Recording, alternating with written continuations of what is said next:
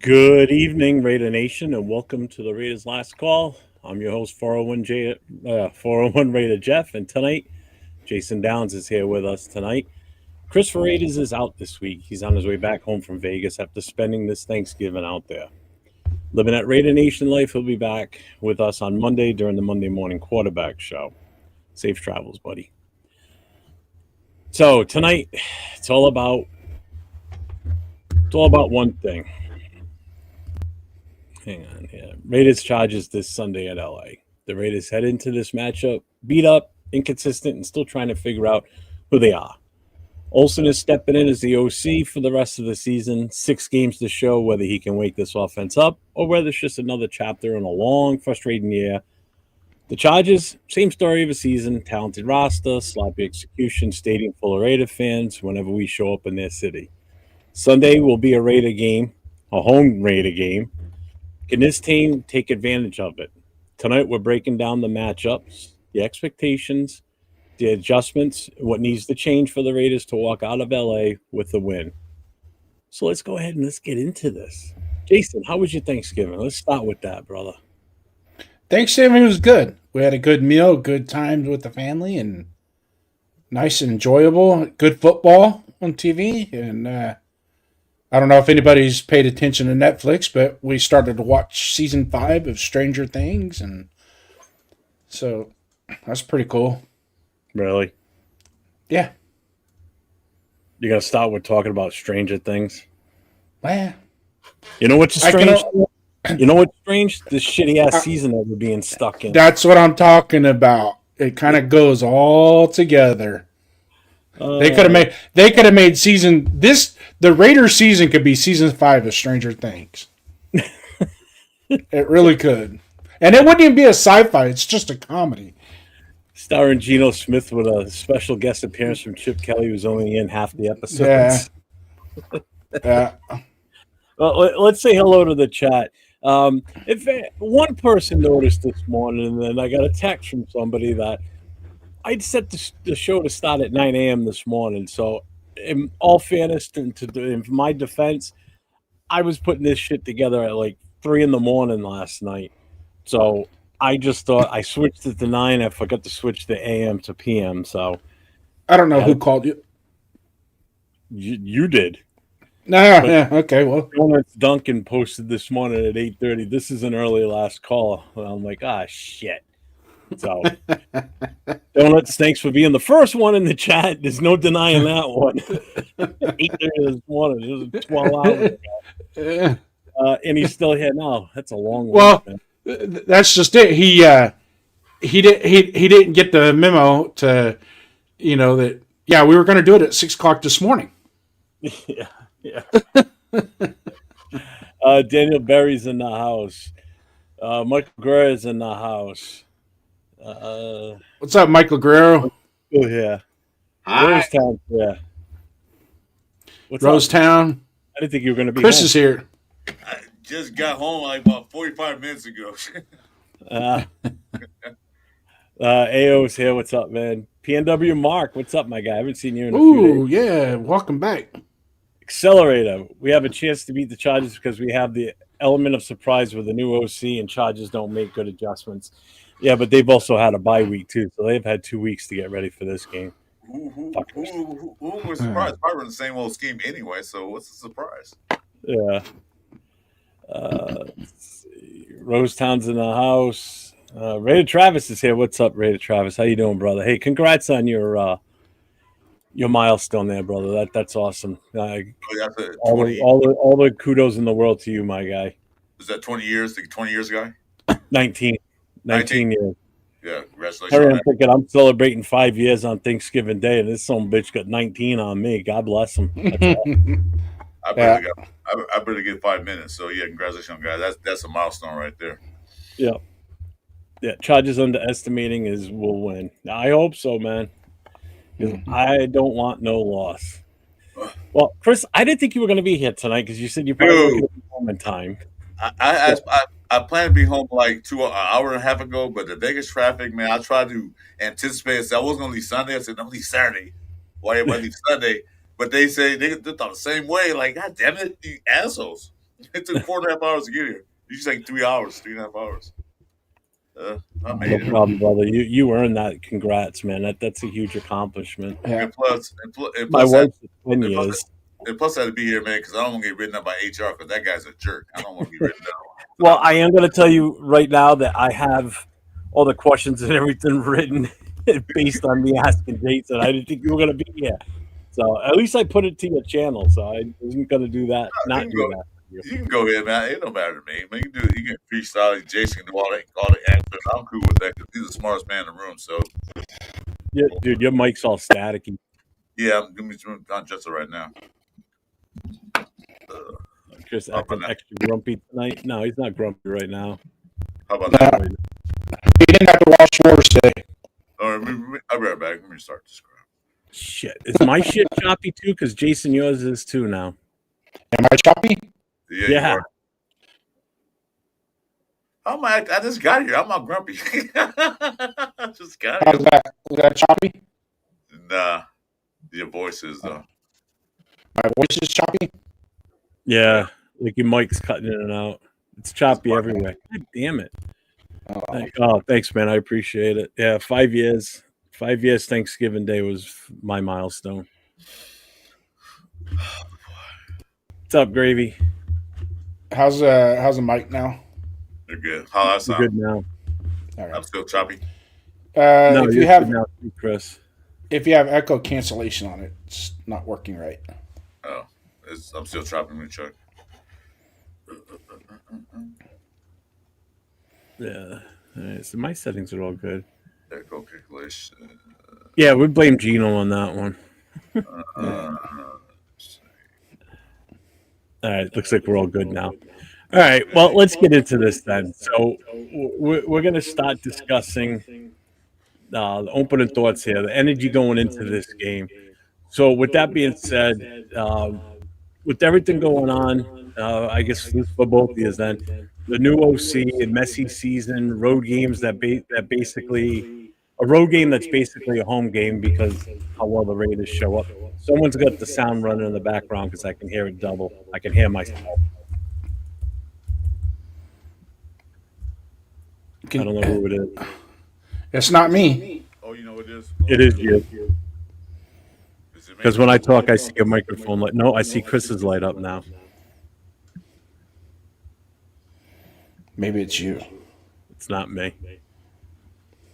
It's Chris's. Can't blame me. How about that? You got your phone playing the show? Nope. Not you, Chris. I'm back in my heat shit, as you can tell. Yeah. How about now? Well, hold on. I'll tell you. As soon as I talk, and yeah, I don't hear it now. We're good. Nah. All right. So start this again. With everything going on, new OC, messy season, road game that's basically a home game.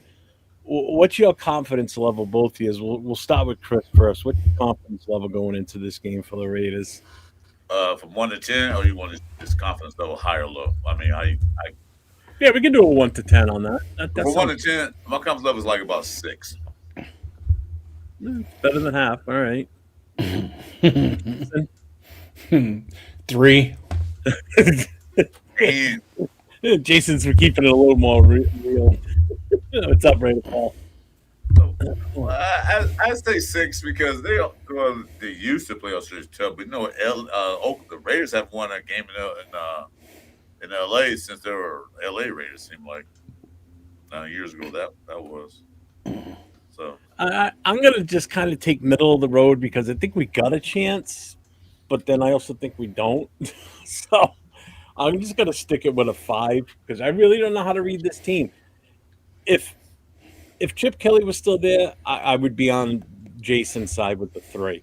With Olsen taking over now, I'm giving it those 2 extra points and putting us at a 50-50 shot here because we don't know what we're going to see yet. We don't know if we're going to see status quo or if we're going to see something different, So do you guys feel like this team is still fighting, or does it feel like they're just about ready to give it up and like the season's over and they just want to go home and stop playing golf? No, I think they're still competing. The problem is they can compete as hard as they want. There's just not a whole lot of talent. Especially when you start in between the tackles. It's just until that gets resolved and we can develop a receiver that can take a load off of Brock Bowers. That's just the way it's going to be. I would be at a 0 if we still had Chip Kelly. I'm pushing a 3 because I really truly think Greg Olson is going to manipulate the play calling a little bit more and maybe give Geno a little bit, but whether or not Geno can handle resetting the play at the line of scrimmage. I truly believe that the reason why Geno doesn't have autonomy at the line of scrimmage is because he can't handle it. What's up, Rebel? What were you going to say, Chris? No, he said 0. I said I'll give it a 1. So I was trying to give a little bit of credit because I'm a Raider fan. So I give him a little bit if Chip Kelly was there. I can see your 0. So you're giving him the home field advantage, basically. I give the Raiders a 1 on that if you say it like that. But 0, that's jeez. Why even show up? Yep. Well, like Nation said, I'm gonna comment on what he said. I went there on that part. They're gonna compete because you got to remember, we got 20-something free agencies on this team. They're gonna try to fight. Okay, they might not be on the Raiders next year, but they're gonna be on somebody's team next year. So they're gonna play their damnedest to make sure that, hey, watch my tape. I was doing good, but the Raiders suck, but I was doing good. So they're gonna be on deserve to be here. I'll say that much. In their position, so they're still gonna do their thing. They're not gonna just give up like, just go get a touchdown. So So playing off of what I said about Greg Olson and how that may or may not change things, with still the jury's still out until the game is over, basically, to see what happens. So Greg Olson takes over. Do you guys think anything actually changes, or do you think he's going to simplify the offense? Is he going to improve the QB reads and rhythm? Red zone issues. First, we got to get to the red zone. And then do you think there's going to be like a change of pace and aggressiveness? Because that's what's missing, is that aggressiveness. But I don't think we have the right mix. What do you guys think on that? We'll start with Chris.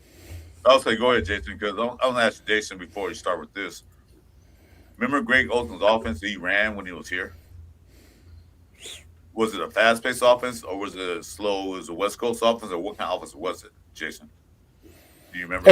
It's fundamentally is West Coast offense because it comes from it was actually Gruden's offense. Right. And it was not fast-paced because if you remember, we were burning timeouts and getting delayed games because we weren't ready. With that, even when we had that run at the end of the 2021 when we made the playoffs? Yeah. Okay, yeah, so if you go back and you recount, say for example, the Cleveland game that we won for 15-13, I think it was the score, and you just saw how the offense was like between the 20s was just fine, but we would get stuck in the mud down on the goal line or in the red zone because there was no. I don't think Olsen was ready for that. You see what I'm saying? I don't think he was ready to use Gruden's offense. Even though he was offensive coordinator with John Gruden, he held the clipboard. He wasn't no offensive coordinator. He held the clipboard. Okay. What was it? Who was he? Was he with Gruden? No, he wasn't with Gruden the first time. This is Olsen's third go around with us now. This is his third go around. I want to say he was with us with Tom Cable. I think, yeah. So that was like before Del Rio, then, right? You sure it wasn't Mike White? Was it White? No, it wasn't. No, White was in there. White was with Art Shell. Yeah, because he's the one that took over as the head coach after Art Shell was right. Gone. And then I want to say he was with Tom Cable. Was it OC with Tom Cable? I'd have to look. I just thought of it now. Other than that, it would have been perfect. If anybody in the chat wants to Google that, just so we get it correct. I mean, I don't want to be. I mean, it's not. That's not. I know this is his third go around, and his second go around with John Gruden as an offensive coordinator. Basically, When the offense came off the field, Gruden turned around, handed him his clipboard, and said, "Hold this until we go back on offense." That's all he did.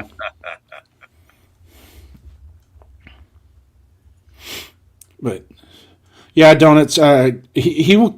Well, there's no installation of a new offense. And I don't even think the philosophy is really going to change as far as what the overall scheme is. But I think the system, what he'll probably end up doing is being a little bit more deliberate with how he calls the plays. Versus with Chip, I think some of the rumors and the rambling that I heard is there were plays being called during these games recently in the last few weeks that hadn't even been practiced. I heard about that. We You know, talked about that and when Friday night. Yeah. yeah, so it's like there were some of the plays that were just like we haven't run that play since preseason. Why are we calling it now? I think Greg, I think, is smart enough to understand what our deficiencies are, especially with the offensive line, and maybe try to attack some of that or get away from so they don't become a liability as much. They're going to be a liability. I'm sorry, when our offensive line, it has nothing to do with them, misreading a block or anything. They just purely get their ass kicked when the ball snapped. So it has nothing to do with, well, I didn't know that, I misread the play or I didn't, oh man, I'm sorry, I missed that. No, you got your ass kicked because you were laying on your back when the play was over. Good, we got an answer about the Dennis Allen, there we go. Anthony Sperano, yeah. Okay. Yeah, but the question I'm asking is that you think that say for instance, Genty rush for 5-6 carries for -2 yards. You think Olsen gonna give up the running play? That's what Kelly did. Soon, Genty couldn't run. He just stopped running the ball completely. Because Greg Olson was under Gruden, and Gruden, is the quarterback guru, and they like passing the ball. Do you think that Olsen gonna say, "Well, we can't run the ball"? He's gonna give up on it, or he's gonna keep trying to run the ball? Well, Chip actually gave up on after we had positive runs. He would give up on the run game. So Genty would get a 5-yard or a 7-yard run, and they'd be clean runs, not something where he's getting hit 2 yards and then using his strength and doing some type of mosh pit to where because those aren't clean runs, that where they're getting 7-8 yards off of a mosh pit, or I don't know, Portuguese tush push, if you want to call it that, where the Portuguese tush push. I'm not a Portuguese, bitch. I don't like Portuguese. I'm half Portuguese. Yeah, that means you're half right. That's right. Oh my goodness! I'm gonna be Nigerian or Somalian or something like that. All I know is a week from today, I get to go to my favorite restaurant. We do this every year on December 6th. It's the anniversary of my dad's passing, so we go out to the cemetery, and then we stop in Fall River on the way back, and we go to this specific Portuguese restaurant, and the food there is absolutely amazing because Fall River is a huge Portuguese community. So there is nothing better than Portuguese food, man. I'm telling you. Those damn sausages, man. I want those sausages. Yeah, and especially a Portuguese Basque restaurant. Have you ever been to a Basque restaurant? Oh my god! Maybe, who knows? I couldn't even tell you. That's it. Basically, it's like the one I went to was like a barn, and they just seat you. You just go in, you sit down. You don't order food or none. You just sit there, and they just start bringing out tons of different food. Is that right? And dude, I'll tell you, one of the best weddings I ever went to was catered. It was done at a Portuguese banquet hall, and the food came out a la carte, and it was all like codfish cakes, the Portuguese rice, the blade meat. It was it's all good. 15, 20 years ago, and it's still the best wedding I ever went to. It was awesome. That's something, Jason. That's something. One time when I was younger, I went to a 7-course restaurant meal that's 7 courses, and there's no menu. You need to sit down. As soon as you sit down, they bring you this, in a row. That's what it sounds like a 7 course. Yep. You know, Yep. And they put flask of wine on the table for you. they don't ask you, do you eat pork? They don't ask you that. They bring it to you. If you don't eat it, just take it away. So Let's see what did Donna say. I'm not sure how we'll be able to run consistently with this O-line. Each of the three interior O-line had their turn in the ground against the Browns. Yeah. They did. they had more than one turn. They had I'm just. they had free tickets. I guess what I'm hoping for is the fact that with Chip Kelly gone, there's a different atmosphere in the locker room with the players on the offensive side because he's not there. Maybe there's a little bit more of a relaxed attitude, knowing that Greg Olson's going to be the one that's been calling the plays. That's kind of what I'm hoping for. Whether that's the real deal or not, we won't know until the whistle blows and the ball gets kicked off on Sunday. Until that time comes, I haven't heard anything this week as far as any changes being made on the O-line. If they're doing it, they haven't said shit about it. Everything's been kind of quiet. I just went and looked at the roster. Nothing's changed in a few days, so it's still the same setup, which means everybody that loves Geno, you get to watch him play again tomorrow as starting quarterback. So that ain't changing. Yeah, I'm so happy. It's not going to change, unfortunately, as long as Pete's here, unless it comes down from above and they say, you got to sit him if we want to win some games. But somebody said it here earlier. Let me go back. Where is it? Hang on. There it is. I think, Rebel said it. The Rebel and me just don't want to see Pete and Gino win and fuck up that draft position. I hear you. I definitely get it. 100% I understand that, and I agree in a way. I do want to see us fucking win at least another game or two this season, and if it's going to be a win, I want it to be a divisional game win so we don't get shut out again. Go ahead, Jason. I've heard the word tank, and it probably came out of my mouth a couple times. Might as well tank type. Mostly I say it out of spite because I'm pissed. But after we've been watching all these college football games, because I know every one of you guys, all 30 of you in here, have been scouting college football on the weekend because that's about all we got left to do this year is scout the college football games. Is there anybody in this draft that you would absolutely lose on purpose for? Me? Knowing that besides Caleb Downs, is there anybody in this draft that you would absolutely go, we're going to lose. I don't care if we lose because we want the number one pick because that's the guy. Nah, not really. All person I can think of that'd be a good pick would be Dane, but other than that, nope. Yeah. Something Martinez. No, Portuguese roots still better. Even Mendoza, I wouldn't lose games on purpose to get him. I mean, he's a good quarterback. He's doing great in Indiana. They play Ohio State in the championship game. But I don't see us losing games to get him. Because they get him, he got to sit here. He's going to sit here. If Pete Carroll's there, he's going to sit here anyway, regardless.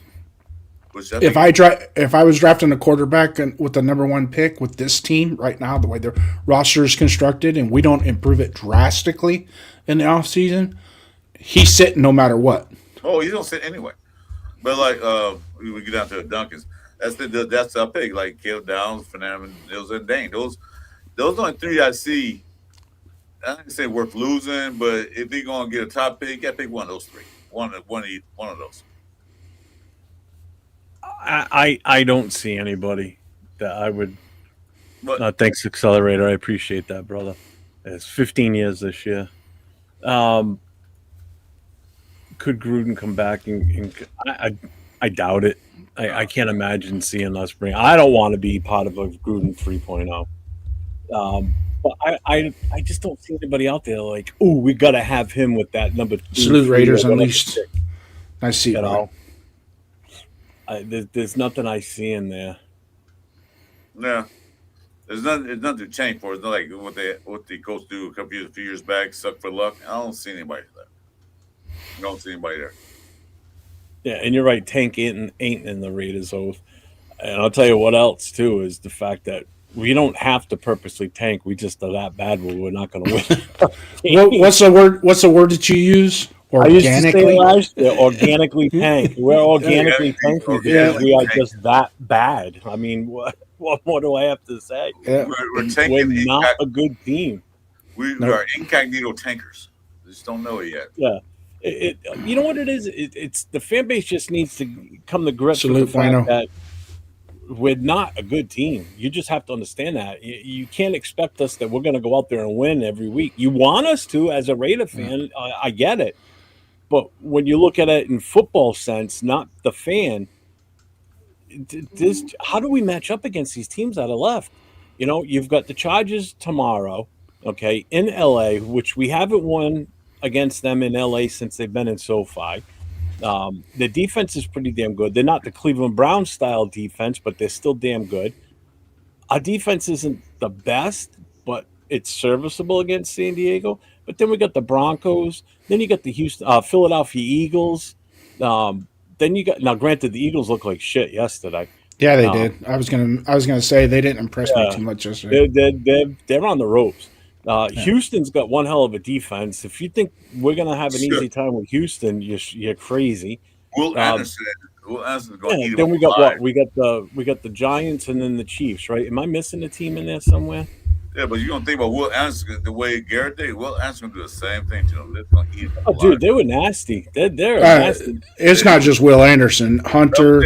But Will Anderson did. And they got a hell of a secondary. Yeah, they did.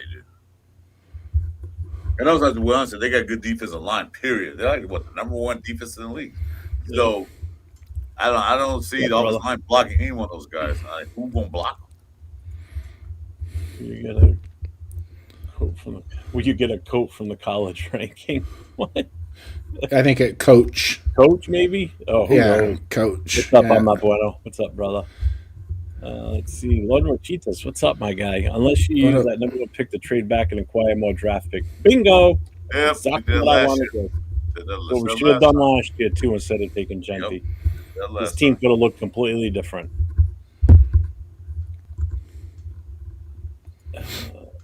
Unintentionally tanking. Yep. Organically, as I say it. Would you get a coach? I don't know what I want to do with coach, to be honest with you. We'll get into that another time, but yeah.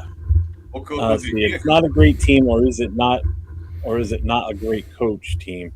There's no reason our second and all three of our third should not be playing at least 70% of the snaps at this point in the season. And I agree with that 100%. Yep.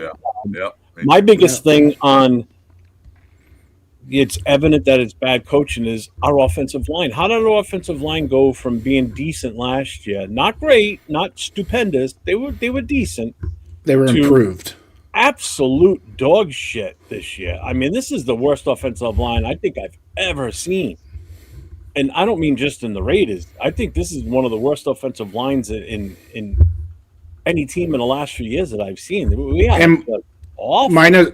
Minus Andre James, the personnel's pretty much the same. Yeah. You And know, that's what I mean. It's like, how do we? and I'm going to the beginning of the year how shitty it was. Yeah. Other than the first other than the first game against the Patriots, they held their own fairly well. They still gave up 4 sacks, but we were able to overcome those sacks and still move the ball. Against the Broncos in the first say 20 minutes of the game when JPJ was in there and we were running the ball, I kind of had that feeling that they had their shit together and they could get downhill on these guys and get them blocked. But after that, it's like, what? I mean, last week was ridiculous. Ridiculous. I mean, there were so many people outside the organization, outside of Raider Nation, that was saying that was probably the worst offensive performance they've ever seen. Period. The end. Worst offensive line performance. And where do we go from there? How do we improve on that? Well, we're going to kind of cover some of this stuff. So, this kind of ties in with Olsen taking over. What's the first thing Olsen needs to adjust to give this offense a chance? I mean, I think it's kind of obvious, but I want to hear what you guys think first, because I've got a thought on this. See if you guys hit it. They're gonna have to get outside the 3 hole, stay outside the 3 gap and the A gap. You just can't. We're not going to play smash. We're not going to run the ball smash mouth, even though that's our running back that we drafted as kind of a smash mouth type running back. We can't do that. And we're not going to be able to do it against the Chargers. Chargers got a good defensive line, so we're going to have to figure out a way to get outside the 3 and outside the 5, outside the 9, and some power toss. I know we ran power toss. Which game was it? The Broncos game. We ran it 3-4 times, and it was successful. Get him out on the edge. Get him on a 1-on-1 with the defensive back. Mm-hmm. So and then if you need to throw some dump offs to him out in the flat to get it and utilize that as part of your run game, so be it. But there's no way we can run 14 belly or 13 belly. Point. What do you think, Chris? What do you think is one of the things he needs to address? Well, the first thing I want to address is that Gino can't take those 7-step drops in the passing play, because if you get set, by the time you get 7 steps back, the defense is already in the backfield. He did a quick 3 steps, whatever, short drop, quick plays out. Just like quick slants, quick outs, and just do that. Because the defense line can't hold a block for no longer than half a second. So you got to get the ball out quick, get it out, and stop trying to become like, hey, look, he needs to get it out quick. Design a play where a slant or an out, or maybe out to the flats to one of the running backs, one guy named Mozart, get him involved in the game, and give it to them. Because when he's taking 7-step back, the defense is already back there waiting for the ball to be snapped. Because that's how bad our offensive line is. And I agree with Jason exactly what he said. Exactly what Jason said. Get Genty out on the outside. He did better when he did that. He had more space, more room to run, more room to do what he had to do. Running up A gap and all that stuff in the middle, it's not working for us. We have no blockers to cover that A gap. Because I don't care if you're a subpar, if you can be a third string defensive lineman, you'll get a tackle. That's how bad our offensive line is. So Dino can take 3 steps back, boom, and dump it off. Let Tucker, let Bowers, let whoever's like Thornton, whoever to catch the ball, and let them use their athleticism and their speed to make plays. If it's a first down, they do a quick slant, they get 7 yards. That's better than a first down, they get hit 2 yards behind the line of scrimmage. Mm-hmm. That's what they need to do. Let San Diego know that, we're not just going to run the ball. We are going to run the ball, but we're going to do other things too. I think Greg Olson has enough experience, especially on John Gruden, to realize that. He probably sat and watched. He probably on the sideline and said, what the fuck play was that? So we'll see, because he know we have to work with the offensive line. We'll see him make adjustments to Gino. Say, Gino, get the ball at your goddamn hand. If you're going to throw the ball, do not throw it high. Throw it low, so if he don't catch it, nobody catches it. That's all I got to say about that. I definitely agree with you both that it's an offensive line. I think it all starts there, and I think Travis just put it the right way, too. Put everybody that's still active and not injured back in their original positions. At this point, put Meredith back at center. Put Parham at left guard. Forsythe's at left tackle, Glaze at right tackle. That right guard position, I still don't know what you want to do there. If it was me, I'd be saying, fuck it, we're putting Caleb Rogers in there. Cappy, your ass is on the bench. At this point, what do you got to lose? Gino's already getting beat up and banged up as it is. He's not a small guy. He's a big son of a bitch. Get his ass in the game. Get him some playing time against this defense that's coming up, and get him ready for the rest of the season, basically, and let him start the rest of the way.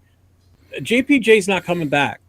Nope. He shouldn't come back this season at this point. What's he going to come back for? Same thing with Colton Miller. They don't need to come back. You should finish the season with. Well, people have been talking about, no, if they come back, they're going to be. No, screw that. Those two mean more to me in 2026 than they do for the rest of these shitty-ass games that mean absolutely nothing. And why take a chance of them getting hurt again or hurt more by putting them back in now? It makes no sense. Absolutely no sense. Get them rested 100%, just like we did last year with Max. We shut him down early. He went and got the surgery, and he's healthy this year. He's got his knee a little every little bit now and then, but he's good. And I'll do the same with these guys. So I agree it's the offensive line. I agree with Travis by putting everybody back in their respective positions. And it's got to be more heavy run. It has to be. I want to see at least 25 to 30 run plays, and not like you said, Jason. Not in the gaps between the guards and the center. Get him outside where he can use his God-given talent to make plays on his own and to do something. Yep. We're not going to get it up the middle, but the more run plays we run, the more we beat up their defensive line. And it also forces them to start respecting the fact that, hey, these guys are going to run the ball, which then, like everybody else knows, you have a heavy run game. It puts respect on the passing game, or not on the passing game. It puts respect on the running game, which then they start stacking the box a little bit more to stop the run. And then that's where Brock Bowers comes in and slays your ass. With these short little slants across the middle, little dump offs for 5 yards, and then he turns it into 10 to 15 yards after he catches it. That's what he's known for. That's what he's done this season. That's what he's done last season. Use him for his ability. It's the only way you're going to get Brock Bowers involved is get these defenses respecting the run and not sitting back there just going, oh, they can't throw the ball either, so we're just going to stack it. And all of a sudden, Gentry blasts off for a 25-yard run, and now they're like, oh, wait a minute. Good question. So who makes the final decision about the offensive lineup? Is it OC? Is it the head coach? Or is the offensive line coach? Who makes the final decision who started on the line? I don't know if it's Brennan. I don't know if it's Pete. I don't know if it's the OC. Right now, I don't know who the fuck is in charge of what. Because was Chip Kelly even in charge of anything, it seems like? He's in charge of the Eagle. That's the only thing. So let's strike some common sense into this conversation real quick. Go for it. Who do you think should have the say on who starts? The offensive coordinator. Okay. Because it's the only way that his vision and his plays are going to work is if the guys are in their right spots. Right. So it should be the OC. But I bet it's not. Now, if you have dissension amongst your offensive coordinator and your offensive line coach, which that could be a possibility, right? There'd be a little dissension. Who gets the final say then? What's up, Moval? They'll probably go to head coach if it's like that. So it would default to the head coach, right?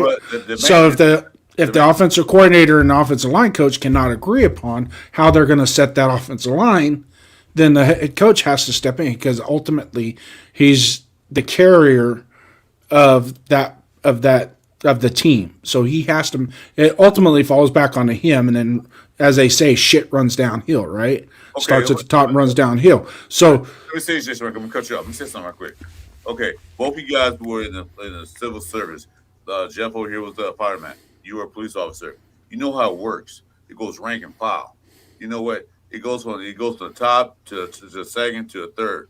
So who's on top? Head coach. Who's second? Head coach is the coordinator. Shut up, Rose. Down to the line coaches or whatever coach. It goes at them. They're at the bottom of the pecking order. So if it goes to that, the head coach made the final decision.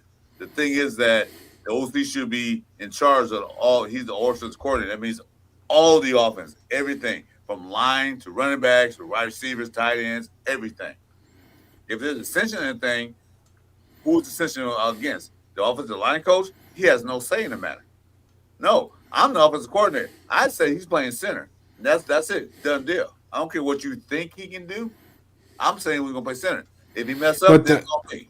But the offensive line coach is in the meeting room with them. He's in the individual. I'm saying that. Okay, hold on. So his input has to have some weight going forward. Now, if the offensive coordinator thinks somebody else, it could be somebody else, then ultimately he has to make that call, or they have to default and collaborate together to determine which route they're going to go. You see what I'm saying? So I get your point. It can't. It doesn't matter. You collaborate, you work with each other. What do you think? What you think that? But in my opinion, is this way. I'm the offensive coordinator. I'm gonna say this. You can collaborate all you want to. It should be no distinction in that room when they talk. It should be a foundation. It should be harmonious. Exactly. Absolutely. And Absolutely. It shouldn't come down to, I'll tell my daddy I want him to start. So that's what it comes down to. That's where dissension. See, that's where the dissension can come into play because we have nepotism built into that hire. So if you eliminate that nepotism, now it's the offensive coordinator, the offensive line coach, the offensive coordinator, and a coach are going to be a little bit more confident in how they go about doing it. At this point, it's like, now is Pete Carroll, who knows? Pete Carroll might be one of those guys that I'm going to rely on the offensive coordinator and his decision of how we're going to set the lineup. Okay, so that could be a possibility. You don't know. Yeah. Nobody else knows. We can assume, right? Right. But when you assume, it makes an ass out of you and me. So we can just focus on that. But when it comes to the offensive line and setting the overall weekly performance grade, how they performed in preparation, the offensive line coach is going to have a better grip on it from the meeting room to the individual work to the group work that they're doing together, all the way up to 11 on 11, 7 on 7, 11 on 11 drills. I don't know. Right? The offensive line coach basically function is to develop these guys in certain blocking schemes. Yeah, but how do you develop them? He's going to see what he need to work on. And of course, you're going to go to the offensive coordinator and say, hey, this and that. Right. And my schemes I'm designed for this game this week. I need this type of blocking skills. I agree, Martinez. What skills do we have? What guys has a better skill at that? It might be the rookie. It might be a EDFA. See, all I'm saying is that offensive coordinator had to make the decision, not the offensive line coach who's blocking. Why? And the nepotism thing is a bunch of bullshit. It happens in every job. But only thing I'm saying is this. Who's actually in charge of the offensive line? Is the offensive coordinator, or is it the offensive line coach? Didn't we just ask that question? No, I'm rephrasing it again. Because my thing is this: why is the offensive line coach telling the offensive coordinator what players he want in there, or I want that player in there? If you're an offensive coordinator, you're going to rely on your offensive line coach to provide you with the necessary details to set that lineup. Okay. It's a given. For all we know, in practice, Cap is out there just destroying the bag. His footwork is elite. You know what I mean? So I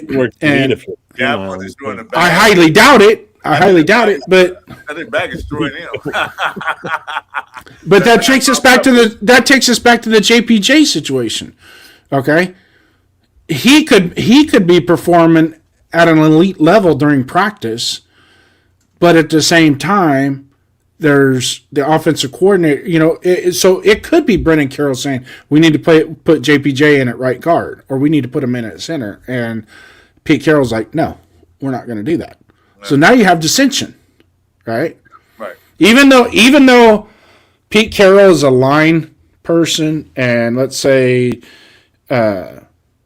Chip Kelly was the sergeant, and Pete Carroll is Chip Kelly's the sergeant, and Pete Carroll's the chief. The sergeant is going to have to say at that point until he's overridden by the chief, right? So that's how shit rolls downhill. And also your hierarchy going up, but a good sergeant would rely on his front line person, to give him adequate information to set that lineup. So, and that goes from the film room, like I said, from the film room to one-on-one drills to group, 11 on 11 installation, all that stuff, as to where they're performing. And so is Caleb Rogers at a level that is not satisfactory because I can tell you right now, if you put Caleb Rogers in and he goes in there and gets annihilated, we've actually done more harm than good for that kid. Okay, because there's still a chance for, and we've all said it, to develop, right? Where is he going to develop the most? He's going to develop most one-on-one with his personal coach, to his offensive coordinator, to how the head coach views him, right?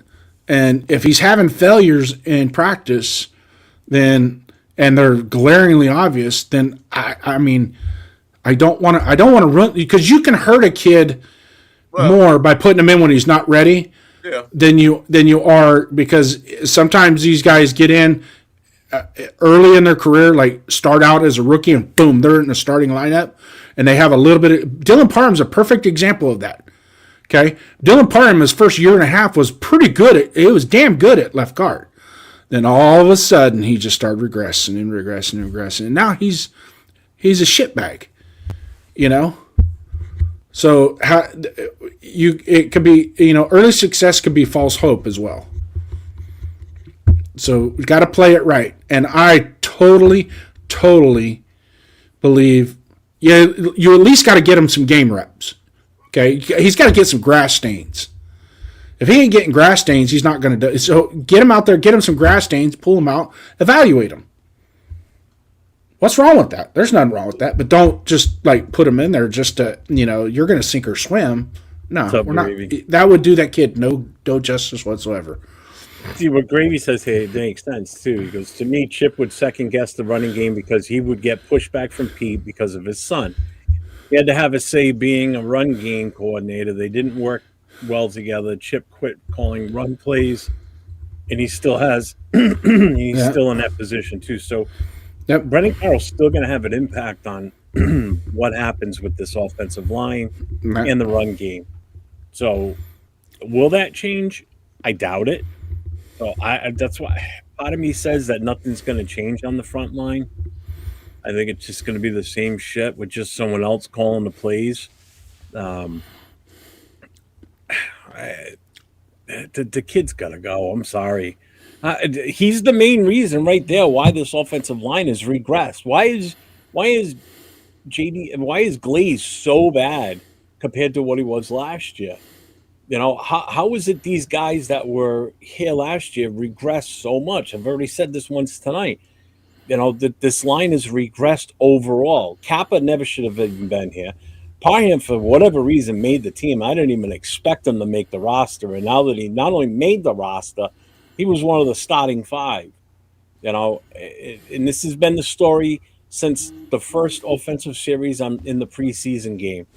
From that game on, I've just been so pissed off at how this offensive line is being put together. And it's been that way since then. And then it's still Pete Carroll's press conference. Still, I can hear him in the back of my head. It's a process. We're going to have to evaluate these guys. It could take a week, could take 2 weeks, could take months, could be well into the season. It's too late for that now. And here we are still, and we still don't know, the full outcome or the full, what the fuck they got planned for this offensive line. You got these two rookies that you drafted in the third round. Why are they not starting yet? I've seen guys in this league already that were drafted either before them or around the same time. They're already starting. Patriots have two rookies. One was taken in the first round. The other one was taken, I think, in the third. And they're both starting on the same side. They're starting left tackle, left guard. They're both injured right now. They got hurt last week or before their bye week. But they started all season.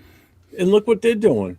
And all the Patriots have one of the better teams, offensive teams in the league right now. They're killing it. They're on a goddamn roll. We can't even get our shit together on teams that we should be blowing out. Like Cleveland, we should have destroyed them. Should have beat them by at least 7 points. Okay. Yeah, with the talent we have on offense, with the skill position guys, we should have beat them. Yep. But our offensive line holds us back. It's been holding us back all season. Oh, it's a cancer. I'll say something right quick. You know what, Jeff? You're right about Glaze. There's that sophomore slump, but sophomore slump shouldn't be that pathetic. I mean, he looks like this is his first game ever in the NFL. I don't know what they're doing with him, what they're teaching him, what they're showing him. because he shouldn't win that from hero to zero in 1 year. Sophomore slump, okay, take a step back. Sometimes you don't do as good as you did last year, but this year he looks pathetic. That comes from the coaching. They haven't doing the wrong thing or doing something. I don't know what they're doing. But like you said, that I seen rookies out there playing the game and they're doing pretty good. Why can't ours What's up, do? Brandon? Why can't we get our rookies out there and give them a What's up, try and give them a shot? I agree with Jason. Like go out there, they get destroyed. It's their confidence. Oh well, you get up in third round. Try better. If not, then we'll draft somebody else or get somebody else. But this offensive line, man, is the worst I've seen in Raider history for me. I had never seen an offensive line this bad. What's up, We got Steven? 45 people in the chat. If you want to go ahead and start recognizing those in the chat. I already did. I have been. As they come in, I've been giving them the salute. I don't want to cut you guys off. So Frank Weber, SoCal. We got some Lord Rochitas. I hadn't seen him in a while. Welcome. Yeah. How do we know Chip Kelly wasn't overruling Brandon Carroll? Yeah, that's. I mean, we don't know that, unfortunately. But what's up, Raider Nation? Let's see. Enough about the game. We want to discuss Chris's nose hair, so we're starting that again. It's not the same kid from last night either. Fuck you guys in my nose hairs. Pete, like the crypt keeper, giving nightmares. What's up on 6? Crazy to think undrafted free agent tight end Carter Runyon has been getting more and more playtime. Yeah. So I like Runyon pieces. He looked pretty good to me. I liked him. So not giving excuses to Chip. I think he didn't have full say in things, but he deserved to be fired. Yeah. Yeah. I agree with so I mean, I think it was kind of. I don't know. I don't want to say it was obvious that he didn't have total say on what was going on with the offense, but I think you could. Those that know could tell, that could figure it out. That this isn't the same type of guy that we've seen calling offenses before. Because I'm sorry, but there was not much thought or ingenuity or just anything special in these plays. I mean, they were as basic and stupid as they could be, and we couldn't even get that done right. Like I said, you got an offensive line that can't even do the simple basics. Like how footwork. I mean, that shit you learn as a kid, and you're still here as a grown adult. How many years in the league already, and you still don't know how to, have your feet planted in the right position. And well, I'm gonna tell you one thing. You saw the Ohio State game. Chip Kelly's not there anymore. They didn't miss a beat. No, they were good today. They destroyed Michigan. What's up on 6? On the offense. So they didn't miss a beat. Chip Kelly gone. They didn't miss a beat. They still look just as potent as the Chip Kelly was there. So Chip Kelly coming here, I thought we were more dynamic, more exotic plays, more this and that. I mean, it was basically vanilla. Run up the middle, throw a long pass. Run up the middle, throw a long pass. That was it. Doesn't pass. Chip Kelly needs talent in order to run his offense. I understand that. Yeah, and that we don't. Well, when you don't, and he doesn't have everywhere he's been, where he's been successful is because he's had talent. I understand. And a lot of times that talent was already in place before he got there. It's not like he acquired the talent because Ohio State, they were already loaded. Let's face it. I mean, I could have ran the offense. I could have been the offensive coordinator for that team. They were loaded, and they still are. First, nobody on this show is going to the game tomorrow. I don't know about anybody in the chat. I know I'm unless you're paying for my airline ticket, I'll go. Yeah, I mean, we've got talent and skill positions, or even with Chip Kelly. Yeah, he had the talent, but when your talent is the most important part, which is your line to help you let plays develop and to actually do stuff, you're handcuffed as an OC. When you're going through with this offensive line, that's why I don't really have much hope that Greg Olson's going to come in and just be like this awesome thing now that he's here and he's going to take over and shit. On 6 with the $5 super chat. Thank you, my guy. Everyone, please rise and remain standing for the VP of Paper Clips. It's in the house. On 6, you all may be seated. I'm going to the game tomorrow with a No. Have you already been up with him today? Because I know Raider Ben's down in LA today. They're supposed to go live tonight, so make sure you guys check out Raider Ben's channel if you don't have his notifications on. They're supposed to be on live tonight, like around midnight my time, which is I think 9 your time. 9 o'clock. It's going to be him. Aunt Six is supposed to be there. AR is going to be there. I think Dirty's going to be with them too. Actually, Dirty is down there because he was waiting for him outside the hotel when he went live earlier today. Yeah. So, thanks, Aunt Six. I appreciate it, man. Yes, I recognize on the go. That's why you see me do this, and I'll whisper. Chip is old. Old people joke about Pete age, but Chip had old timers calling bogus plays. Nabman's in the house. What's up, Nabman? How you doing? Navman in the house. Which means Sacktown Mike. Where is Sacktown today? I haven't seen him. I don't know. He's got to be around here somewhere. He probably OD'd on tryptophan from Thanksgiving. Yeah. Let's see. Tanner Jackson house. What's up, Tanner Jack? Yep. Tanner Jack. Kelly plays even in the Playboy. Who knows, man? Who knows with this shit show of a season and roster we got? Who the fuck knows anymore? Pete's kids stooge Chip right out the building. Yeah, they both need to go, man. I'm sorry. Derek Haas says he loves Greg Olson. Dirty's going to be there. What about Clean? Oh, good Lord. Look who's there. Randy N's in the house. Mel Gibson and Danny Glover and Joe Pesci. Happy Thanksgiving, Randy. What's up, brother? Fuck the Broncos. Hell yeah, because would love to meet him, but not spending any money for the Raiders the rest of the season. Yeah, they were at the LA takeover earlier. He was there with Leo and all them at one point today. But getting back to this, then, I mean, I know we've talked a lot about Olsen and the offense, and I hope they come out with a heavy run game plan. Because if they don't, I don't think there's any other way for us to possibly win this. So we're going to get into what we think would be the key matchups and where the game is going to be won and lost for us. So with that, we've got the Raiders' offensive line against the Chargers' pass rush. Can we exploit the Chargers' run defense? The Raiders' pass rush. They have to disrupt that rhythm. Now, Omarion Hampton is back this week, if I'm not mistaken. Of course. So let's just do this first. Let's bring this up because this is the injuries. Let me see. Remove this banner for a second. These are the injuries so far. This is the injury report as of Christ. I can't even read it. My eyes are so fucking hurt. Today to tomorrow. So this is the full injury report now. So we got Max Crosby. With the knee, he was limited at Wednesday's practice. Thursday was full. Friday was full, so he'll be good to go. Tyler Lockett, full on Wednesday, then he was limited Thursday and Friday. Looks like he's good to go. Michael Mayer is out. So the two tight end sets that we've been seeing, you're probably not going to see them as much this weekend. Unless Ian Thomas can, if he can hold that same position that Michael Mayer can, I don't know. Mm-hmm. Do they have to with this defense? I don't think so. Again, this is with Greg Olson there. I mean, this is going to be a different look, possibly. So he's out.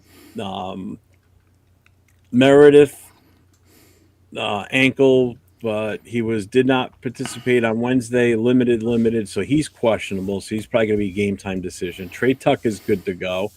Adam Butler's questionable. With an illness, so they probably got the flu passing around there. Donnie Holmes is questionable, and Zamir White, who gives a shit, is questionable also. What? No Zamir White? Oh my god! No, you upset, Chris? That's a loss, man. No Zamir White, man. That's a loss, dude. We need that running. Oh, wait a minute. Omarion Hampton's out now. All right. Well, they don't have Omarion Hampton, which is good. So he's out with an ankle. Trey Harris, their wide receiver, looks like he's a good to go. And then defensive line,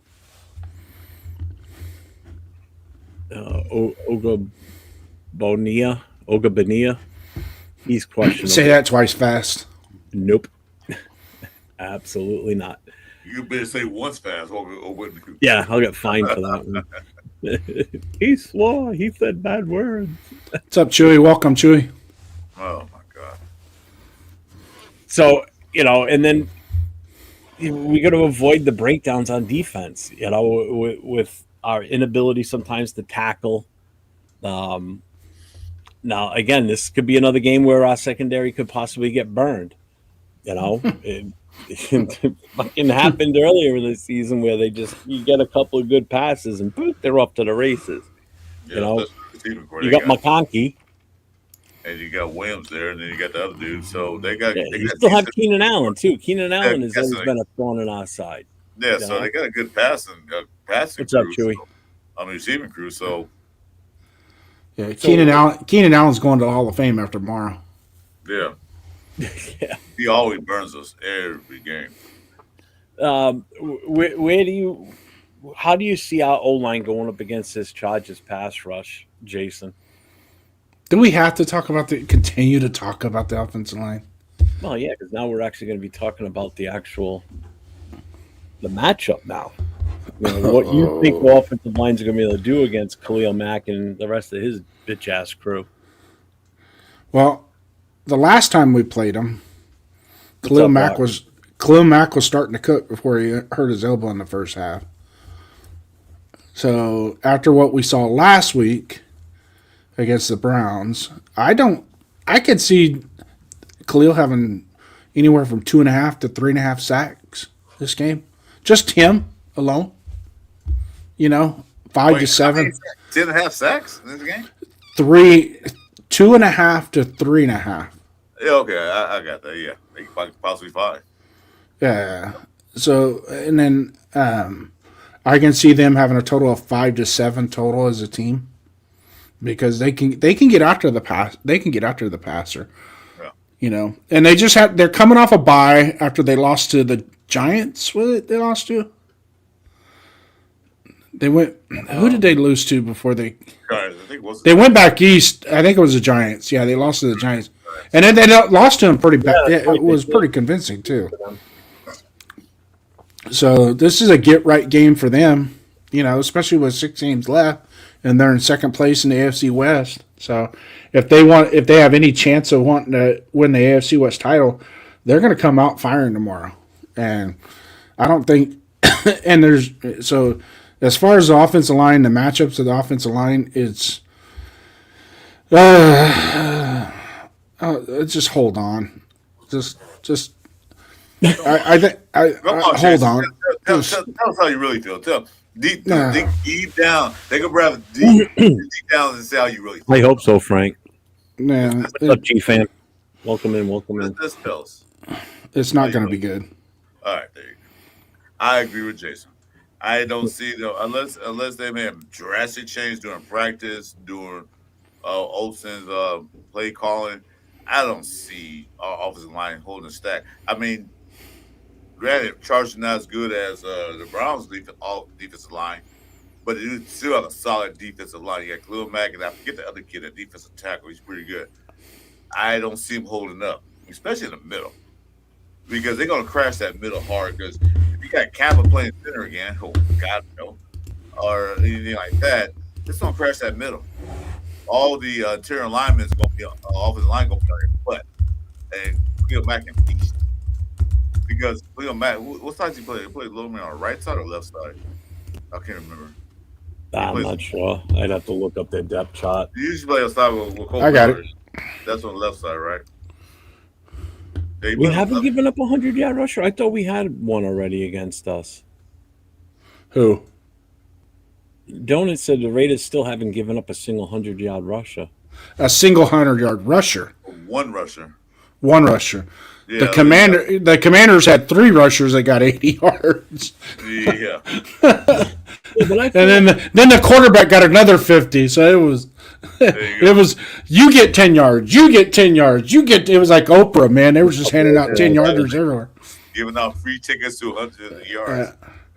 So I'm looking at the base 3-4 defense for He was normally on Colt Yeah. Miller's side normally. Yeah. Left So side, they left got. So you got the left Deshaun Han. He's pretty good.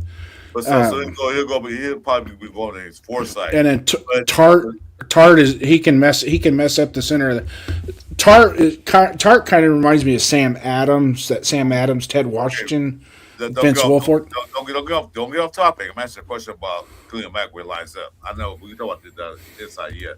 So he lines when we play with Colt Miller's healthy. He usually play on the side with Colt Miller normally. But I think that the Chargers are going to see because John Forsythe, Take your pick. Both has tackles. got a little better, but not that better. He got a little better. I agree, Michael. They'll probably put him on Glade's side. If they put him on Glade's side, Glade's going to be eaten alive. Something never rabbit. Eaten alive against Khalil Mack because it's only second year. So they put him on that side. It's like lights out. Then you talking about him getting like 4 to 5, 6 sacks in that game, right? Am I right? Because I was trying to figure out where did he normally line up when he played Rares. He's like line up on the Colt Miller side.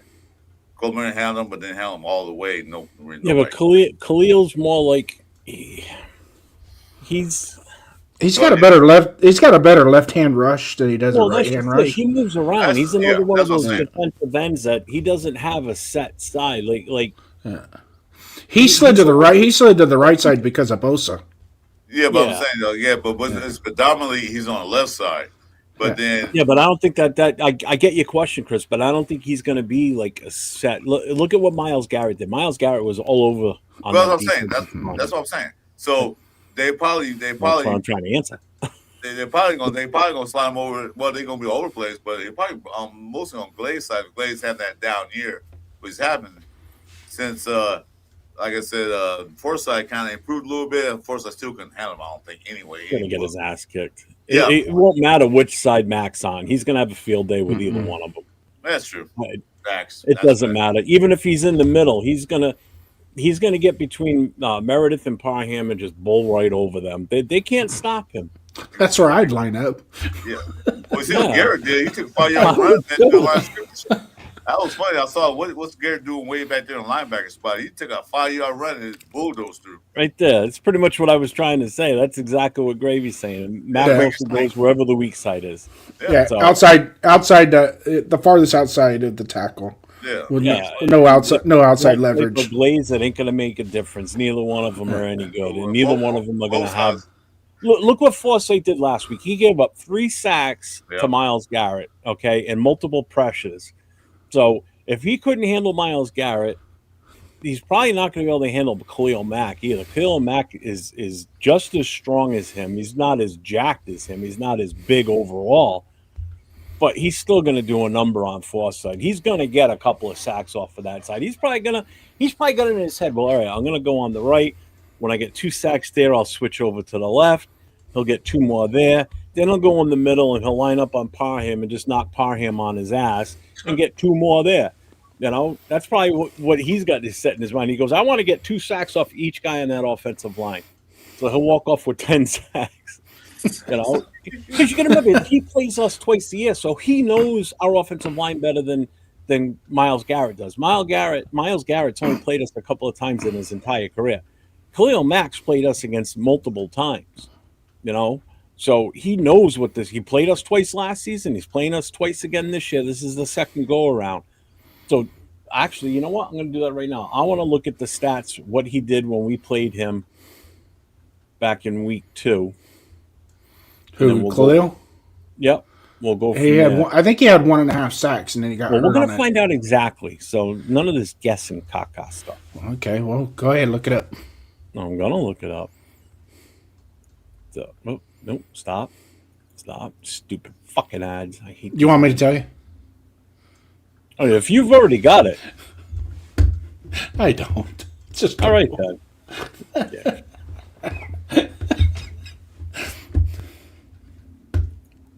Defense. Here we go. Khalil Mack. What did he do last time? He had 1 sack, 1 tackle, so he didn't have that big of an impact. They got hurt. As far as tackles and sacks go. When did he get hurt, though? Ooh, that's a good question. One, I think it was second two. quarter. I think he got hurt. Like in the Second like quarter. at the end of the first quarter, beginning of the second quarter. Yeah, second quarter. I think it was out for this. He hadn't even broke a sweat yet. His degree in setting yet. I think it was the second quarter. He was out in the rest of the game. It was early though. Yeah. Oh yeah, late in the first quarter. Chargers, however, lost defensive end Khalil Mack to a left elbow late in the first quarter. Late in the first quarter, and he still already had one sack before he went out. So, Yeah. so he had one sack. All right, so it was a limited game. I don't remember him getting hurt until you just said it. So Yeah, because I knew it was out for the second quarter. I knew that. Letting them win yard. So do I think he's going to feast tomorrow? Yeah, because you know what, he's probably going to want to make up for not playing in the full game week too. And that's the other thing. He got knocked out of the game, and we still couldn't beat them in our home, in our stadium. We could have had the right coaching shits and the right plays, but we were close. But look what happened when Cleveland takes Khalil Mack out of the game. We moved the ball. Granted, it was garbage time and everything, but we still moved the ball a little bit more freely. You mean Garrett? You take Khalil Mack out of the Chargers game after midway through the first quarter, and we still couldn't get shit done. Well, I took Garrett out of the game because they was already beating our asses anyway, so Garrett didn't be in there. So what's the reason? We was going to ask you, so they took him out. Yeah. Team is cooked. Mack is going to have 12 solo sacks, and we are not going to do anything. It doesn't make sense to win another game. Number 2 pick is what we should care about. Number 2, damn. They want to win already. I don't think anybody's going to win it. The Titans, I think, locked up the number 1 pick. What's up, Sacktown? Welcome in, brother. There's Sacktown. Well, here's the other matchup we got to look at too. Our front defensive line versus their offensive line. So if everybody remembers, how well did Max do in that game? That kid took Max to school. Max couldn't get no pressure. It was just him. It wasn't no chip blocks. It was nothing like that. It was like what's his name? Sorry, P. I can't call his name. Pimpkins? Yeah, it was Pimpkins on the right line that held him in check for pretty much the whole Max game. Could not get any pressure at all. He had him in check. So, I don't know. I don't think we'll have any pressure on them unless they design some kind of stunts and all that stuff. Because Pimpkins did pretty good in that game. I was pissed off. He did. So he had 1 tackle and 4 assists, no sacks. They didn't get close. Pimpkins did a number on him because I was watching that game with a lot. That game was.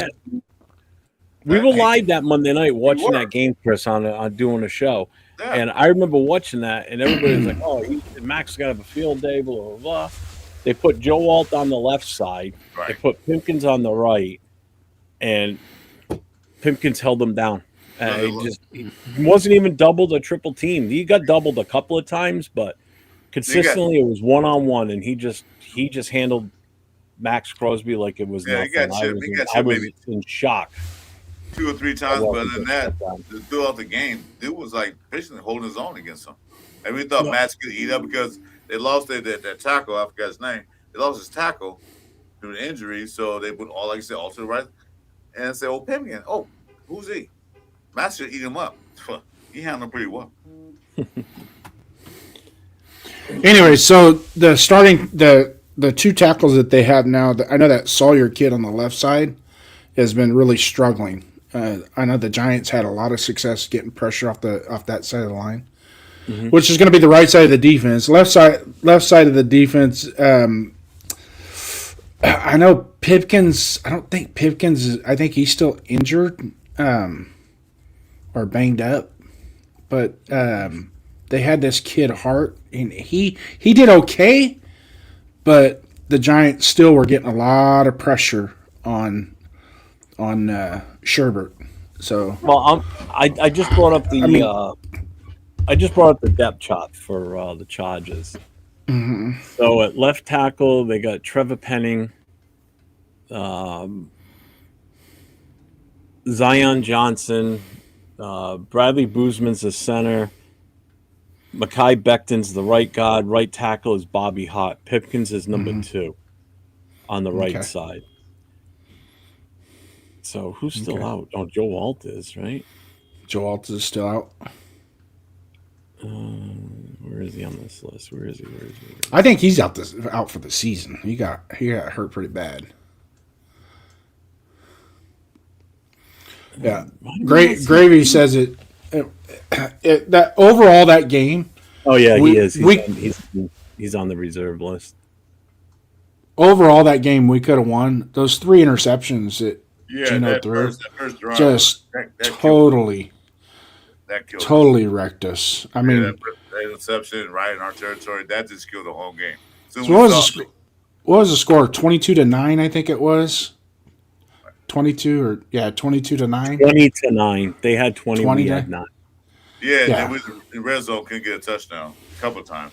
And we had way more opportunities than normal to score, put a couple sevens up on the board and make it a different game. But it just got to the point that game.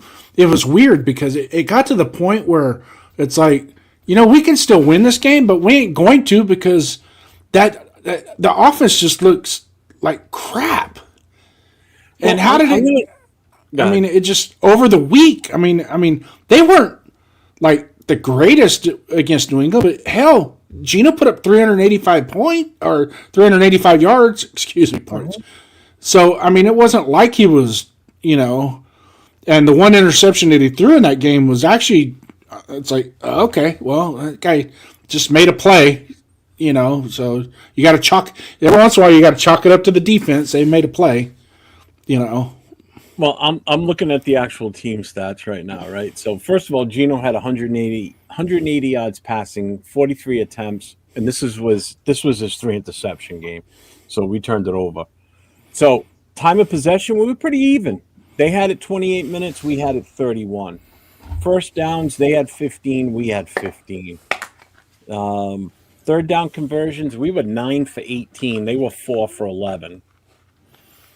Total yards, they had 317. We had 218. Penalties, they had 6 for 33. We had 5 for 47. Let's see. We had 2 punts that entire game. They had 3. So if you look just at the stat sheet, don't look at the final score, but just look at the stat sheet. That game should have been a lot closer. Oh yeah, and I'm not even done yet. Check this one out. You ready for this? Return yards. A lot closer, and a possible win because there were plays in the red zone that they did not complete. Like the we also threw 3 interceptions too. Yeah, in the red zone because the game was a lot closer than the score, like you said, Jason. What it is, it's just like they just could not complete the offensive plays. Go ahead. So for return yards, right? So they kicked So they had 3 kick returns for 80 yards. We had 4 for 91. They had 3 interceptions for 8-yard returns. We had red zone offense. We were 0 for 30. They were 1 for 3. We were never in a goal to go situation. We were never even close enough to be in a first and goal off touchdown. So it's like. We were just bad, man. That was just stupid mistakes. We gave them a lot of short field advantage, unfortunately, with those interceptions because that just kills you. That kills your drive. That forces your team to, you're changing your offensive plan because you're down by so much that you're not going to be able to run it too, which is the other reason that we weren't able to. Yeah, but we weren't down the whole game to where we had to completely abandon the run. But we did, though. That's the problem. That's just it. Just because you're down 7 or 10 points doesn't mean you have to abandon the run. No, but that's their mentality. That's what I'm getting. Yeah, I know, and that goes so fast. That's not just the Raiders, though. Everybody's doing that stupid shit in the NFL now, and it pisses me off because there comes a point in time where you realize that the guy in the backfield, he's pretty talented. You could use him. And he had a 4.3 average per carry in that game. He was 11 carries, 43 yards. Actually, no, it would have been less than that. Gino had 20 yards rushing in that game. And out of those 43 for Genti, his long was a 13. And even No, but it was horrible. he had some really good 5 and 7 yard runs that set us up second and short. Yep. And That gave us and we we couldn't capitalize on it. Yeah, you know? exactly. Second and 2 is a lot of teams, Jason. What you're saying is that it pisses me off too. If you're running good, why you stop it? When 10 get like up 7 or 10 points, if it's not late in the game, they abandon the run. They're like, oh, okay, we got to start throwing the ball. Like we're down by 7 points with 18 minutes to go in the game. Like Jesus Christ, the run game got you there. Why did you stop it? Go back to back interceptions, but I don't know, man. I like I said, I want to have hope for this game, but man, it's quickly fading. What's up, Diesel? Yeah, I told you that was a UFC fan. I keep telling you guys that. Because the other guy told me Notre Dame. I'm the only one UFC fan here. I'll ask this to the rest of the Raider Nation that's in the chat and on our panel today. Are we not going to watch the game? What game? Tomorrow? Tomorrow? Yeah. Oh, I'm watching it. I'll be there. Yeah. I'll be with my chapter at the bar. Yeah, I'm watching again tomorrow. Why, you want to do a watch party, Jason, tomorrow? No. That's not what I'm saying. What I'm saying, there's we are committed to our team. What a lot of especially the guys that are in the organization right now need to realize that in 10 years we're still going to be here. Yeah, we're still going to be here. They're not. So it's up to them to bless us with their abilities. We don't have to prove it. The Raider fans have nothing to prove to the players. The players have to prove it to us. Well, Geno Smith can't prove it to the players the way he does, but anyway. Well, flip me off. If I get within 10 feet of that motherfucker and he flips me off, I'll break that finger off. Trust me. No, but we need Geno. He's our star quarterback. Oh, no. AOC, you're in. Go. Go. Hey, that's a good question. I won't watch the game for the first quarter. Then if it gets bad, I'm going to start playing video games. Guess I'll be alone on Monday then. If you don't watch the game, how are you going to talk about it on Monday? No, I have 2 TVs set up. I have my game TV. I have a gaming TV and the game. Philly fans booing and leaving in the third quarter. Oh yeah, dude, that stadium was fucking empty. Did you see that shit? Fucking police emptied the fuck out.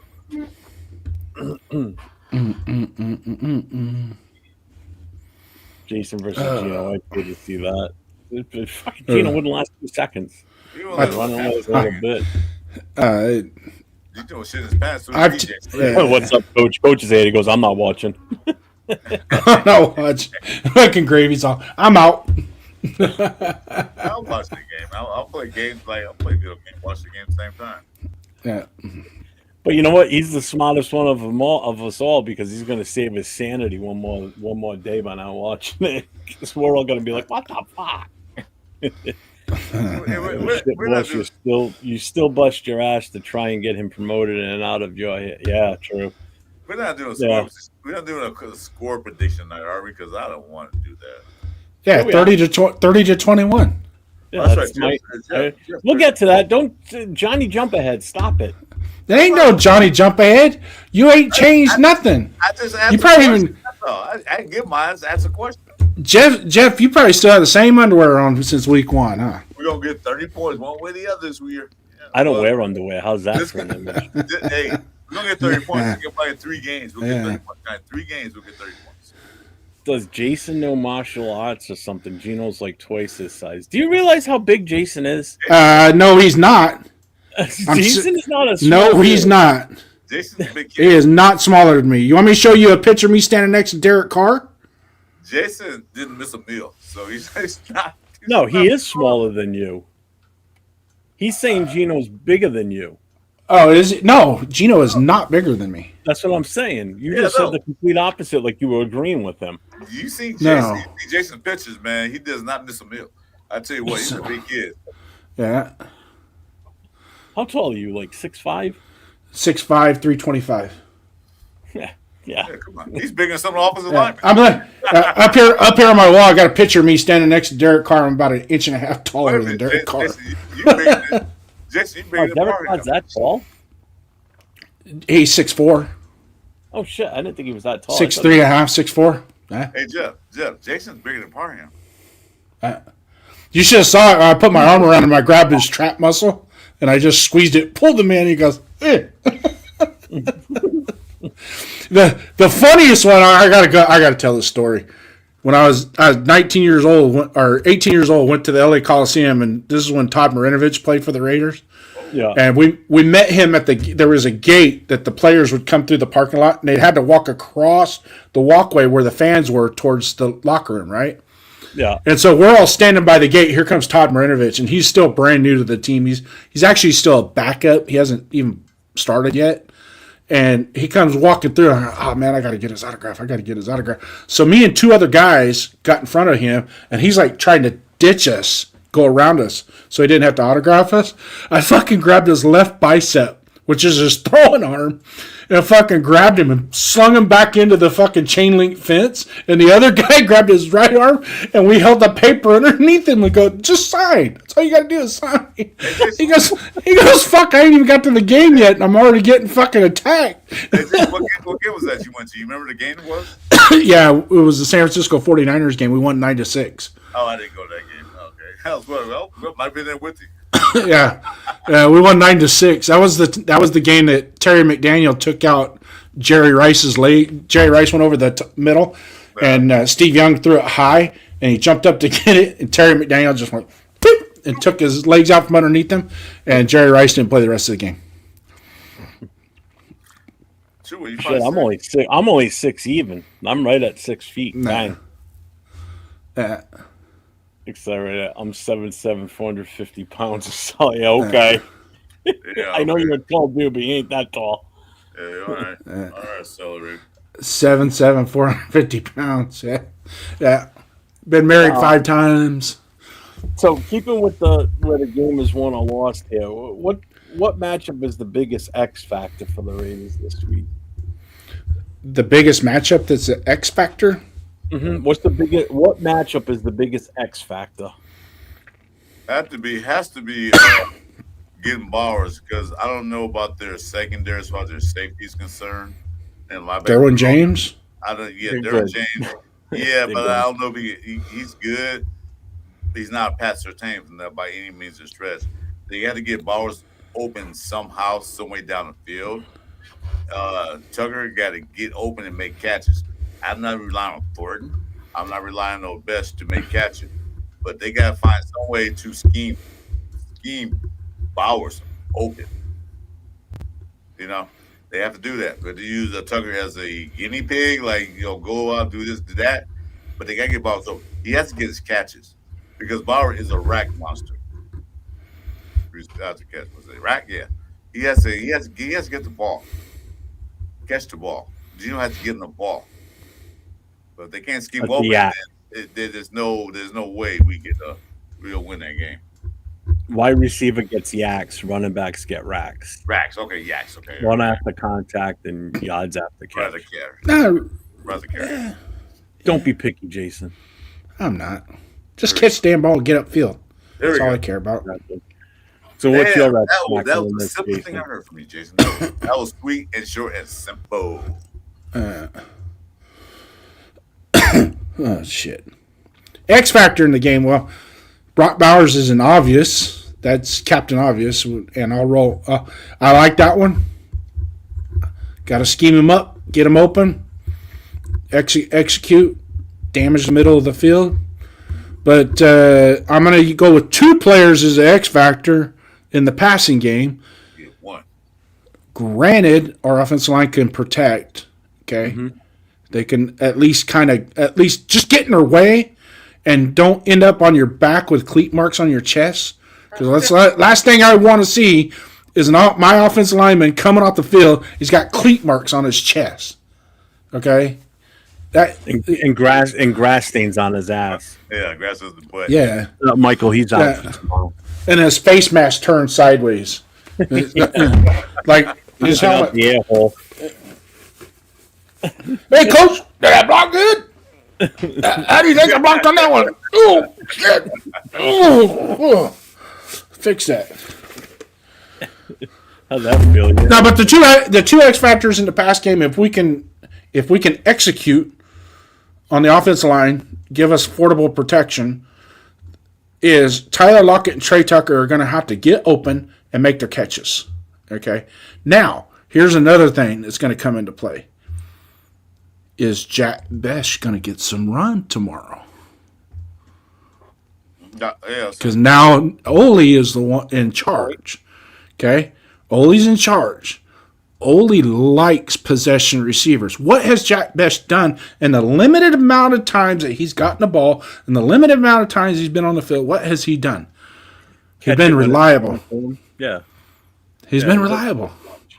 So why not utilize that? And guess and he's big enough and he's strong enough he can overpower that left cornerback of the Chargers. Okay? He can get open on him. So why not give him some run? Why not give Best some run? My X factor going into tomorrow's game. I might be 80% wrong, but I'm still going to go with it. I don't care. Jack Besh. You said the word if. If you use the word if offensive line, you know what if means, right? If, ands, or buts, cherries, and nuts. Would all be happy? No, it said if means I'm fucked. That's what that means. So using if, they I'm fucked. Because if they can get protection. Yeah, if. Who will Derwin James cover? So just to let you know on Betch, right? So he's played in 11 games. He started 2. He's had 12 targets in total. He's caught 8 of them. That's a pretty good percentage. I'm not a mathematician, but I think that's pretty good. Yeah, he's got an 11.5 average per catch. And let's see. Just to give you some perspective here, Dante Thornton played in 10 games, started 6. He's got 7 catches. 7 out of 23 attempts, well, 23 targets, 7 catches. Mm-hmm. Okay. So that's a 30% target to catch ratio, whereas Jack Betch is at a 66.7. All right. Thornton has 112 yards and 1 touchdown. Ian Thomas played in 11 games, started 6. He's 10 for 10. He's 100%, 89 yards. Let's see. Who else has got a high percentage here? Let's see what we got. What's Michael Mayer has? That's what I'm looking for. Okay. Michael Mayer. Here he is. Man, 9 games played, 9 started. He is 32 targets, 22 catches. He's at a 68.8. Who do you think's the highest percentage on targets to catch ratio? Other than that's... You just listed 100%. Yeah, but I mean, that's 10 catches. I mean, 10 targets. I mean, okay. So you want to? What's the minimum? What's the minimum? One normal starters. What's the Tucker? It's not Tucker. No. No. Yeah, I said no. Tucker. So. Besh? Who? Besh. I just said what Betch was. Betch is, well, what's the minimum catches you have to have, though? That's what I was asking. It's more than 20. Okay, 20.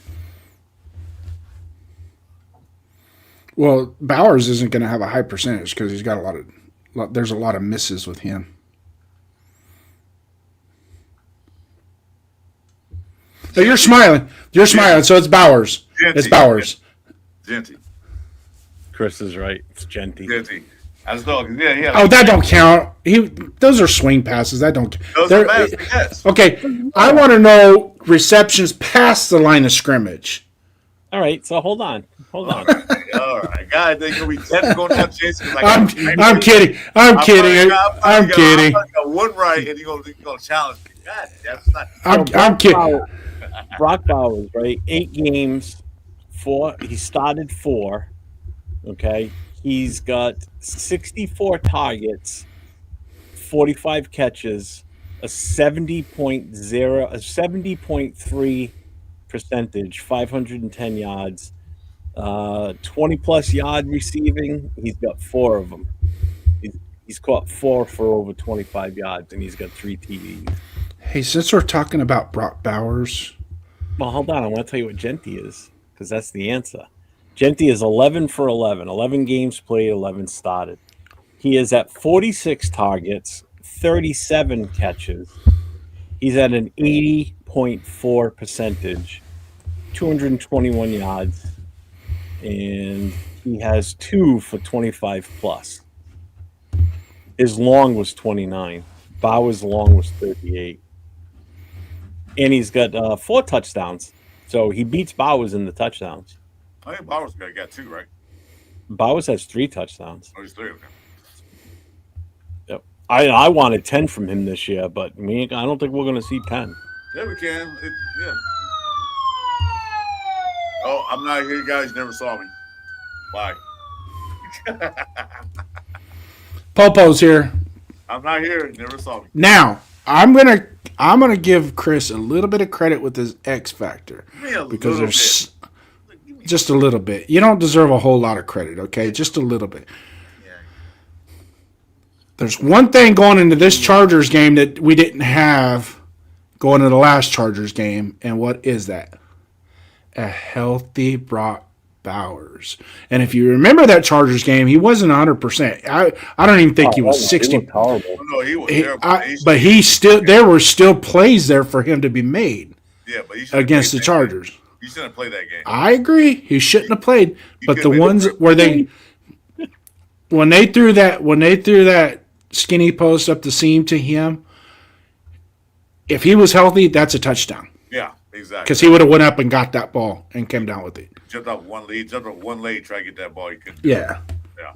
So that's going to be, and there was other plays as well that he couldn't get out of his break. Right. So this whole thing of Derwin James covering Brock Bowers, Derwin James covering Brock Bowers doesn't scare me one bit. Yeah, because he was open. If he was a little bit healthier, he'd have been open.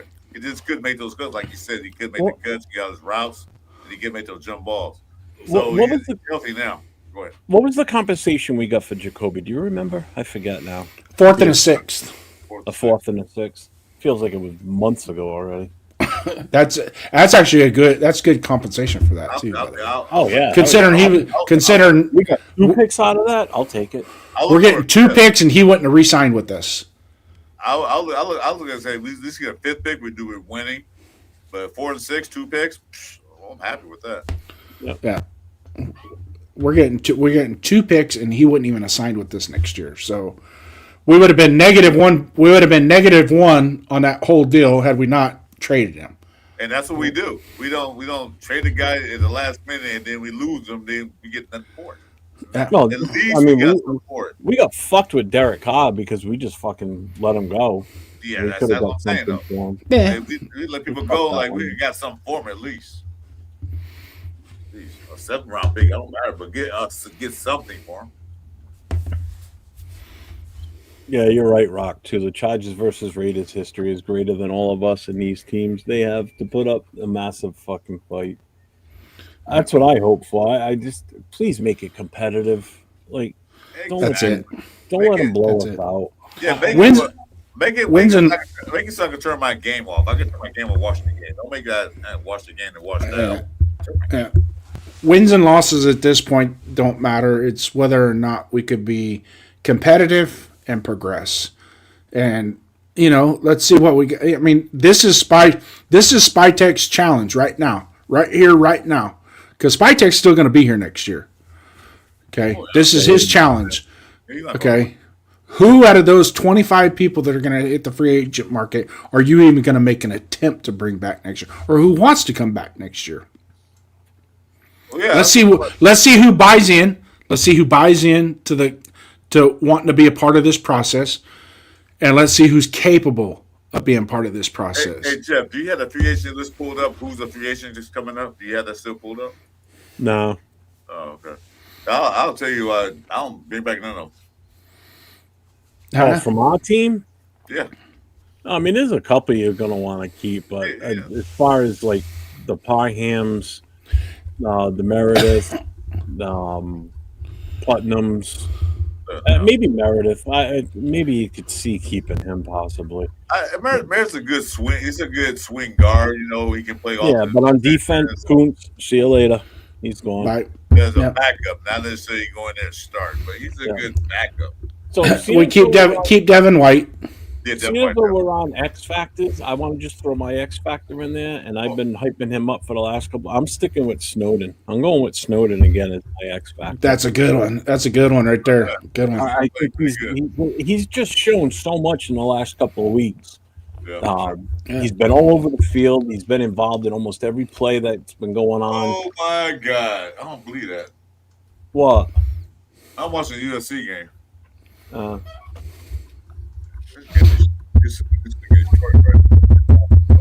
Whatever. Who cares about USC? They suck. So I'm going with Snowden. I'm going to pick Snowden as my. That's a good one, Jeff. Good one. My X Factor. Yeah, That's a good one. Max is an easy one to pick, but I think Max will have a bigger impact this time because Pimpkins isn't playing. Pimpkins is number 2 now. So let's see what this other guy can do that's going to be out there. Who's going to even line up against him? I'm not sure. What time's the Notre Dame game start tonight? Late, right? It starts 7:30 my time. It's on right now. It's already on. It's already on. It's 7:45. It's already on. It's already on right now. Yeah, it is. I wanted to put that one on at least. Let's see. Same as always, both lines of Gino especially need to show up and step up. Game over Trojans. Whatever. So as far as who has to step up, in my opinion on who has to step up, Olsen. Olsen needs to step up, show that he's got command of this offense, and don't let anybody push him around. I don't want to throw too much at it, Ole. It's not his fault. It's not like he's never done this before, though. But it's not like he's under any great pressure. I mean, what kind of pressure is he under? He's an interim. Okay? That's a good thing. That's a good thing. Right. He's an interim. He's been with this team before. So if he fails as the interim and they still want to keep him as the QB coach, he's still got a job. You're not going to fire him if he has a shitty offensive if he's a shitty offensive coordinator interim for the rest of the season. Yeah, he's still your quarterback coach. Do you want to dump him? No, probably not. So he's in a win-win situation. He can either excel for the last 6 games and really turn this offense around, or he could just shit the bed and then he goes back to his quarterback coaching position. I can't see them. Why would you fire him? Hey, he's in a win situation because he didn't go into the but he didn't go into the season expecting to be the interim offensive coordinator. No. He went into the season knowing, all right, this is going to be my job. I'm going to be the quarterback's coach. And all of a sudden, Chip Kelly gets fired, and Pete Carroll's like, all right, well, you're going to be the interim offensive coordinator. Have at it. I mean, you got to feel good about that if you're him. If I'm him, what if I get to lose if I switch things up, provided Pete lets me? Because if I do good, great. That's another notch on my resume. If I do shit, whatever. Yeah, it's a win-win. So if he does bad, he's going back, like you said, going back to the quarterback coach. If he does really good, he might have a chance to be the OC. Not for this team, maybe for some other team later on. So he's in a win-win. Yeah. So I think the who has to step up, in my opinion, is going to be Olsen. Olsen needs to show that he's got command of this offense. He's going to be down on the field. He's not going to be up in the booth. They already said it. Yeah. He's not going to be up high in the sky. He's going to be down low on the field. So, I mean, the other has to step up. The defense, I think. Special teams. I mean, who do you think has to step up the most this week besides Geno Smith? That's the obvious one. Yeah. So is the offensive line. I mean, they both have to step up. Yeah, there's no question about it. Carlson got to step up too because he's got to stop making these goddamn field goals. I think he's done. Ain't nothing gonna matter until the offensive line decides to perform. And I'm just hoping Olsen has an effect on that. That's all. You think the room is happier now that he's there? Honest opinion. I think there's going to be a little bit more openness about it as far as. Well, I said that at the beginning. I'd like to think that there's an air of relief in the offensive side of the room. Knowing that this enigma and Chip Kelly's not hanging over their head right now. So.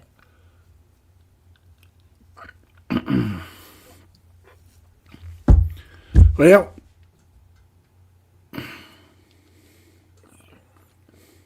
got 44 in the chat right now. Thank you guys for joining us on a Saturday night, wherever you're at.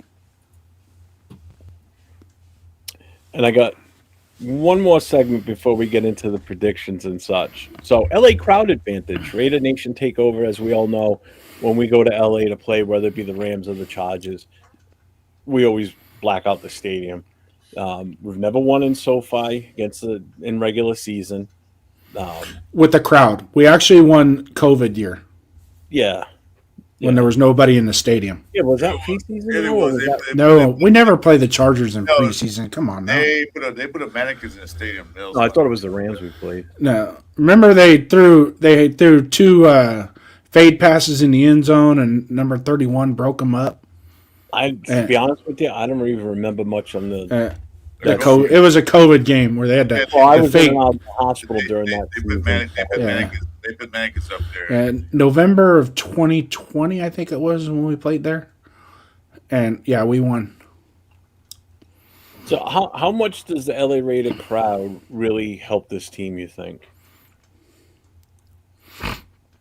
Because there's going to be more. There's probably a good chance to be more Raider fans there than what we have in our own stadium sometimes. Yeah. You know, I mean, the LA fan base is massive. The Raiders fan base is massive in LA. You know that. Yeah, we used to black out Jack Murphy Stadium until the owner got pissed off. So that was. Oh yeah, that I know. Yeah, so yeah, it's gonna be pretty much a Raider fan base there. So how much do you think that helps the team, though? It has helped These guys, I don't think it helps them at all. I don't think it helped so far. They even at home they've helped them out. So. Well, I mean, technically, It'll look good. It'll look good on TV. Well, it's like a home game for us because we're gonna have so many Raider fans there, which is always what happens in LA. Like I said, regardless of who we're playing, Rams or Chargers. It doesn't. It won't help that much. But let's say it does help. Like, let's say that the Raider fans that are there are just so vocal, and you can tell because you can tell when you watch games what fan base is dominating in the stadium. So if say the Raider fans are the over dominating voice inside that stadium, and we have any type of momentum, do you think that's going to help though, or do you think that we still find a way to blow it, like in tradition? I don't think the crowd's gonna, unless it's a tight game at the end, and we're on defense, and we need to make a stop.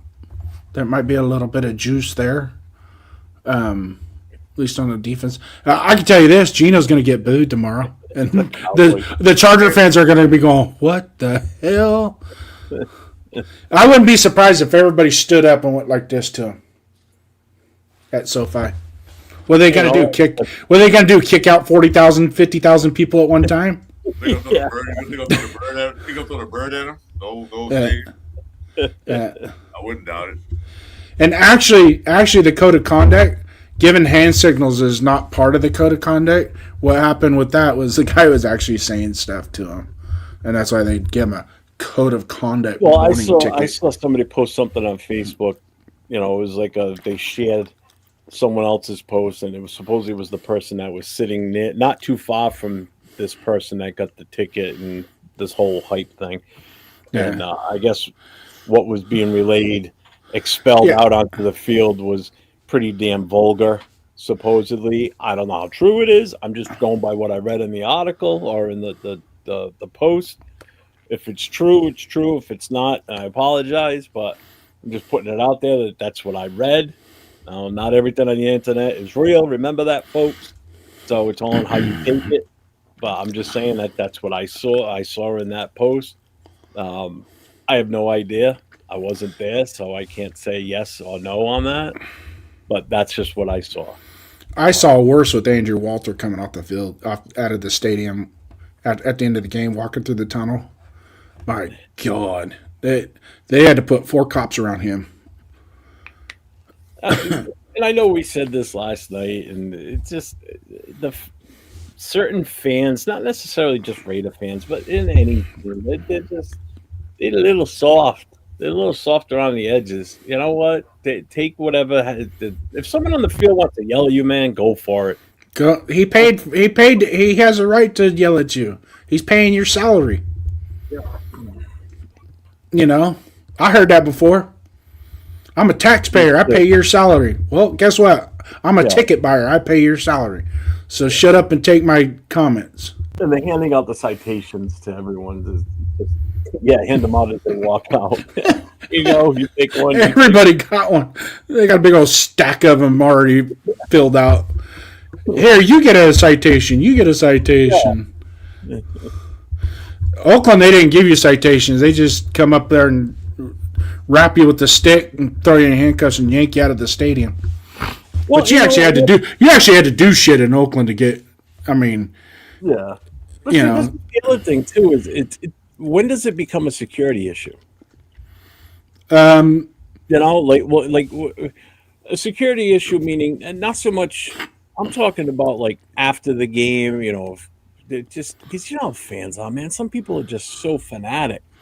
Yeah. You know, some people just don't care. You know, when does it become a point where the player is going to be like, you know, looking over his shoulder all the time because some people just get so ingrained and, you know, so angry at somebody. I mean, you've seen it happen before where somebody does something to a player. I mean, look at the NBA, how close the fans sit to the seats. Could you imagine that in you know, in a football? You didn't have to worry about LA in the Coliseum because your front row was so goddamn far away from the field and the bench. You know, they'd see you jumping the wall, running to the team, you know, way before the team even saw it. I mean, we used in LA Coliseum, we used megaphones and binoculars. Yeah, I'm sure you had to. You know, the damn field's so far away from you in the front row. It's not front row like it is in some of these stadiums now where you're literally like the players are right there in front of you. Basketball, I don't know, basketball it's but when you're like some players and my feelings got hurt. That fan hurt my feelings. I need him out of here. Eject him, please. I mean, Chris has been in the LA Coliseum. I mean, I'm sure it was a different feeling compared to like when he went to Vegas, how close you are to the players versus what it was like in the Coliseum. You know, because don't forget, a lot of those older stadiums, they build them out this way. Now they build them like this. You know, straight up, like, yeah, but like I'll tell you what. Plus in the Coliseum, they had the track field right there. So you had the track field. Well, that's what I was saying. You're so far away. If you're down there, you can't see the players. You really can't see it. They had the track field right there. Nah. Now they took it off. They took it off because the UFC owns the Coliseum. They took it out, but they put it back in. Back then, it was a track field, so you see the players. You way far back. So if you saying something like Jason said, you need a megaphone for them to hear you. They couldn't hear you. Yeah. But like I said, now the stadiums go straight up and down, so you right on top of each other. I'll tell you what, I have yet to be in the new TD Gardens in Boston, but I've been in the old Boston Garden. And when I tell you that stadium it's an indoor hockey and basketball. That stadium was built basically like this. It's straight up and down. I went with all the males on my father's side, so like my grandfather, my uncles, my cousin, my dad. We went to a Bruins game. They were playing the Hartford Whalers. And we were up at the very top row. And my father was literally holding onto the rafter of the roof, leaning over the railing and yelling at the like if I would have spit, I could hit the goalie. Because that's how straight down. Oh, yeah.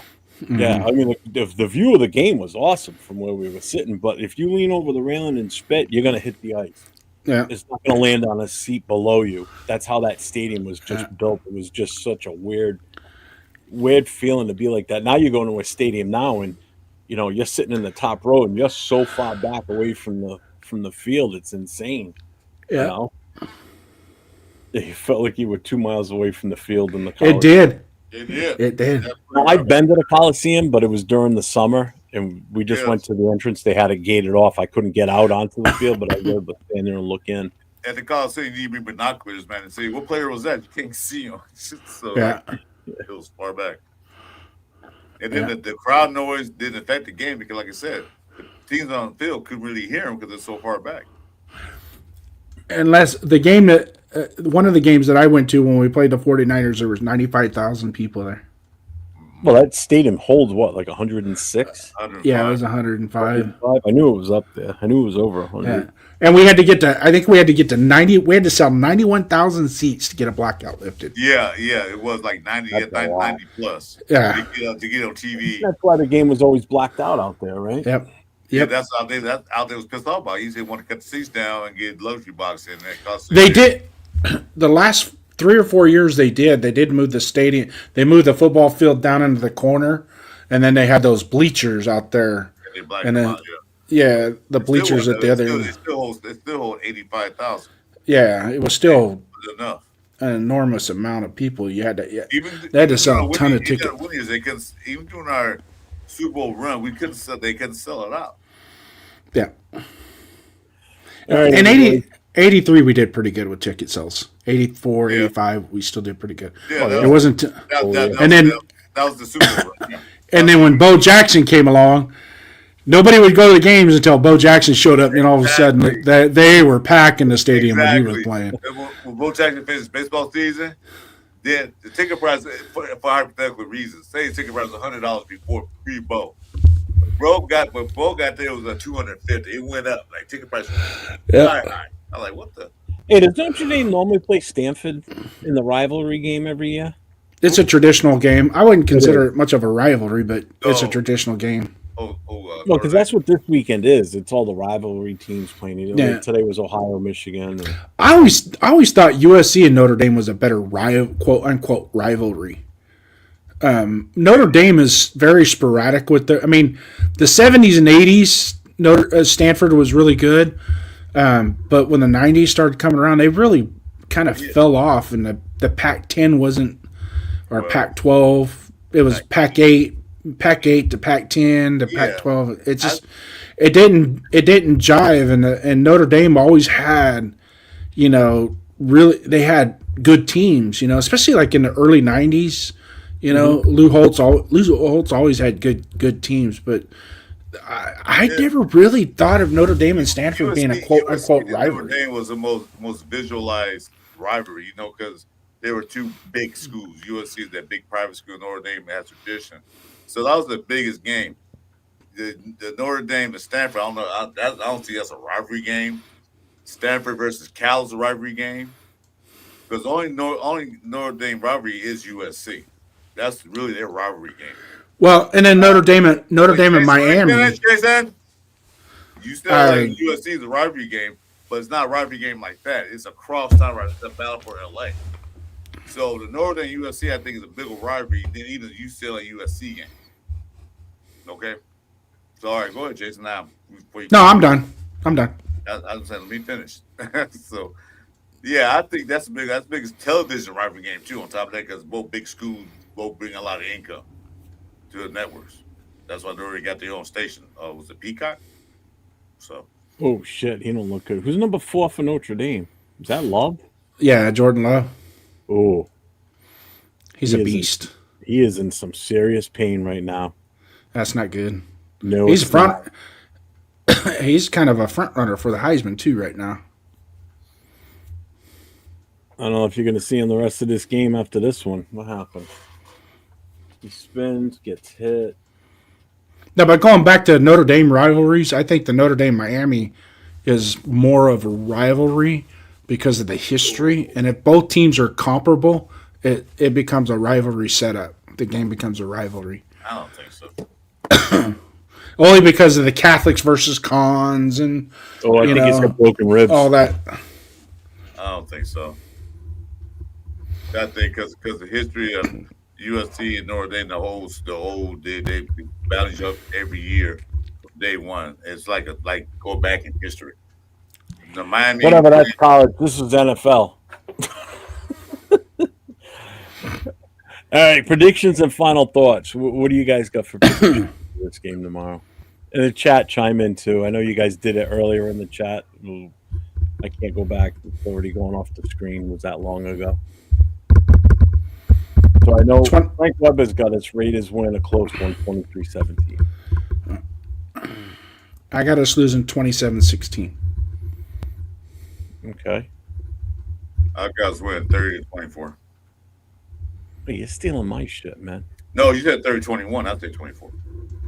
Yeah, but I go into 30. I always pick 30. I think I'm sticking with the I think the 30-21. Raiders with Greg Olson. I think the Raiders are probably more inspired for the play under Olsen than Chip Kelly. So I think they'll probably put points. There's been a few games we could have got 30, 35 points. A few games they couldn't get the Raiders or they couldn't do shit. But I think Greg Olson might inspire him to get 30 points. So okay, I tell you what, 31-24. I'm happy. Yeah, I'm still going 30-21. All right, yeah, I can get to the scores here. So Donut said 28-13 Chargers. Travis says 27-24 Raiders. Okay. I take it. That was it for earlier predictions on the scores. What do we got? Rock saying 63-0 and we lose. We lose this shit. No, was that a It'll probably feel like a 63-0 game. Yeah, it's Travis again putting his score up again, 27-24. Hubbo is in. Hubbo is and his entitled hose want 63. Damn. Well, keep in mind they don't have Hampton, which is fine because I got Vidal on one of my fantasy teams. So yeah. Raiders 20-17. Carlson winning field goal. Wow, you got a lot of faith in Carlson. AO says 24-21 Raiders. Yeah, I can't pick against the Raiders. Even though, yeah, we're going to probably lose, but I'm still going 30-21. I want to see us score 30 points. If Olsen can do this and get us 30 points, oh, hell yeah, I'll be happy now. Just score 30 points, that'd make me happy. Yeah. 'Cause that means that, shit's working. Yeah, So, something happened, right? yeah. So, final thoughts, gentlemen? You got anything you want to... We'll start at Jason and work its way back towards me. My final thoughts going into this game, once again, at this point, I am not about the wins or losses, but I'm not about tanking either. Okay, let's just be clear about that. Tanking is the Philadelphia 76ers and the Indianapolis Colts. They could do the tanking. I'm not into tanking. But let's be real. What we want to see as Raider fans at this point in the season is progression, production, and buy into what we want as fans. Buy into the fact that we want you to be competitive. I'm not using the word compete. Be competitive out there. Make it, win each and every play that you can win. And if we could walk out of tomorrow's game, us as Raider fans and our Raider team, with our head held up high. I'm not into moral victories, but I am into let's get better. Let's show that going into 2026, we have something to work with. Because if we roll out the rest of 2025 the way it's been going, there is nothing to look forward to in 2026. Oh, he's changed his score. Raider Travis now saying optimistic any given Sunday, 54-30 Raiders. I hope you're right. That'd be beautiful. Because that means Brock Bowers got me a shit ton of points, too. Chris, what do you got for final thoughts? And anything you got coming up? Jason, actually, hold on, Chris. Jason, do you have anything coming up this week? I have nothing coming up this week, but however, I have one of our fellow chat mates that was in. Me and him have been rodeoing together to come up with a new show. So be on the lookout for the new show, Raider Nation, Show Me Your Shield. It's going to be fan-driven. We would like to, as both co-hosting this show, we would like to invite fans on a regular basis to come in and talk about what it's like being a Raider fan. How does it affect your life? Experiences, things like that, and just maybe throw a Q&A in there. We will be also rolling out, once the season's over, obviously, we go into preseason mode, which I think a lot of us are already doing anyways, watching all these college football games. We will be rolling out some preseason material. Obviously, there's going to be, pretty sure we're going to have another coaching change. So that's going to be a really good topic of discussion going forward. And then we'll also analyze some of the teams that we'll see in the playoffs, some of the postseason that we'll be experiencing as we're staying home watching a Super Bowl again. And then what it's going to take going forward. So look out for that show, Raider Nation. Show me your shield. We're looking to do it on Tuesday nights at 5 o'clock Pacific time, 7 o'clock Central, 8 o'clock Eastern Standard Time. And we're putting together, like I said, our profile of what we want to do, and hopefully it all works out. We'll be flying under the StreamYard banner of 401 Raider Jeff Productions, and of course, we won't be sponsored by Dunkin' Donuts, but you never know. You never know. It might be part of the show. Well, you're gonna have never mind. I'm not gonna say it. Yeah, I'm not announcing my co-host just yet. I know. So I just shut up for a second. Yeah, not announcing my co-host yet. I don't know if he's still in the chat or not, but he was. Of course, you got a 1 in 50 shot, Raider fans, is who it is. But if it ain't you, keep in mind, we do want to bring some of our chat mates that we've had over this past couple years. We want to bring one of those guys in and put you on the screen and grill you.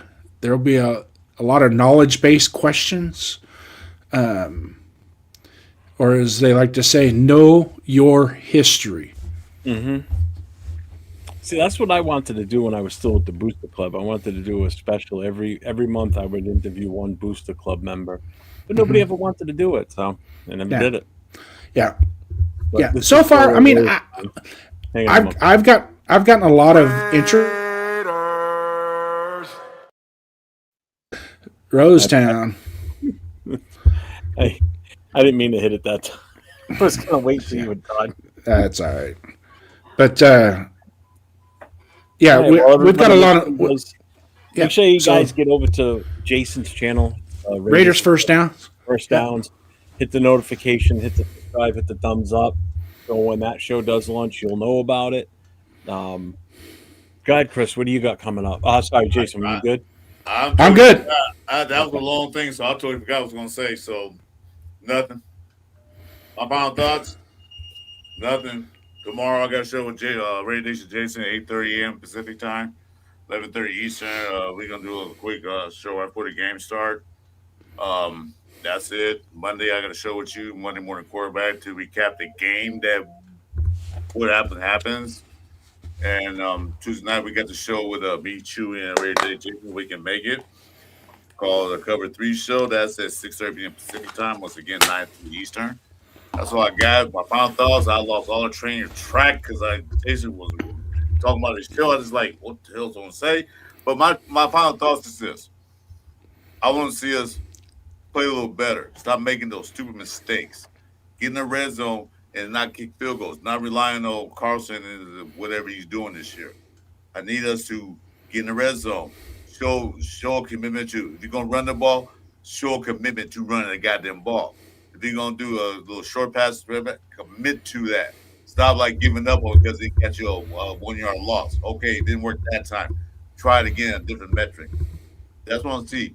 Commit to a style of play because this team right now is all over the goddamn place.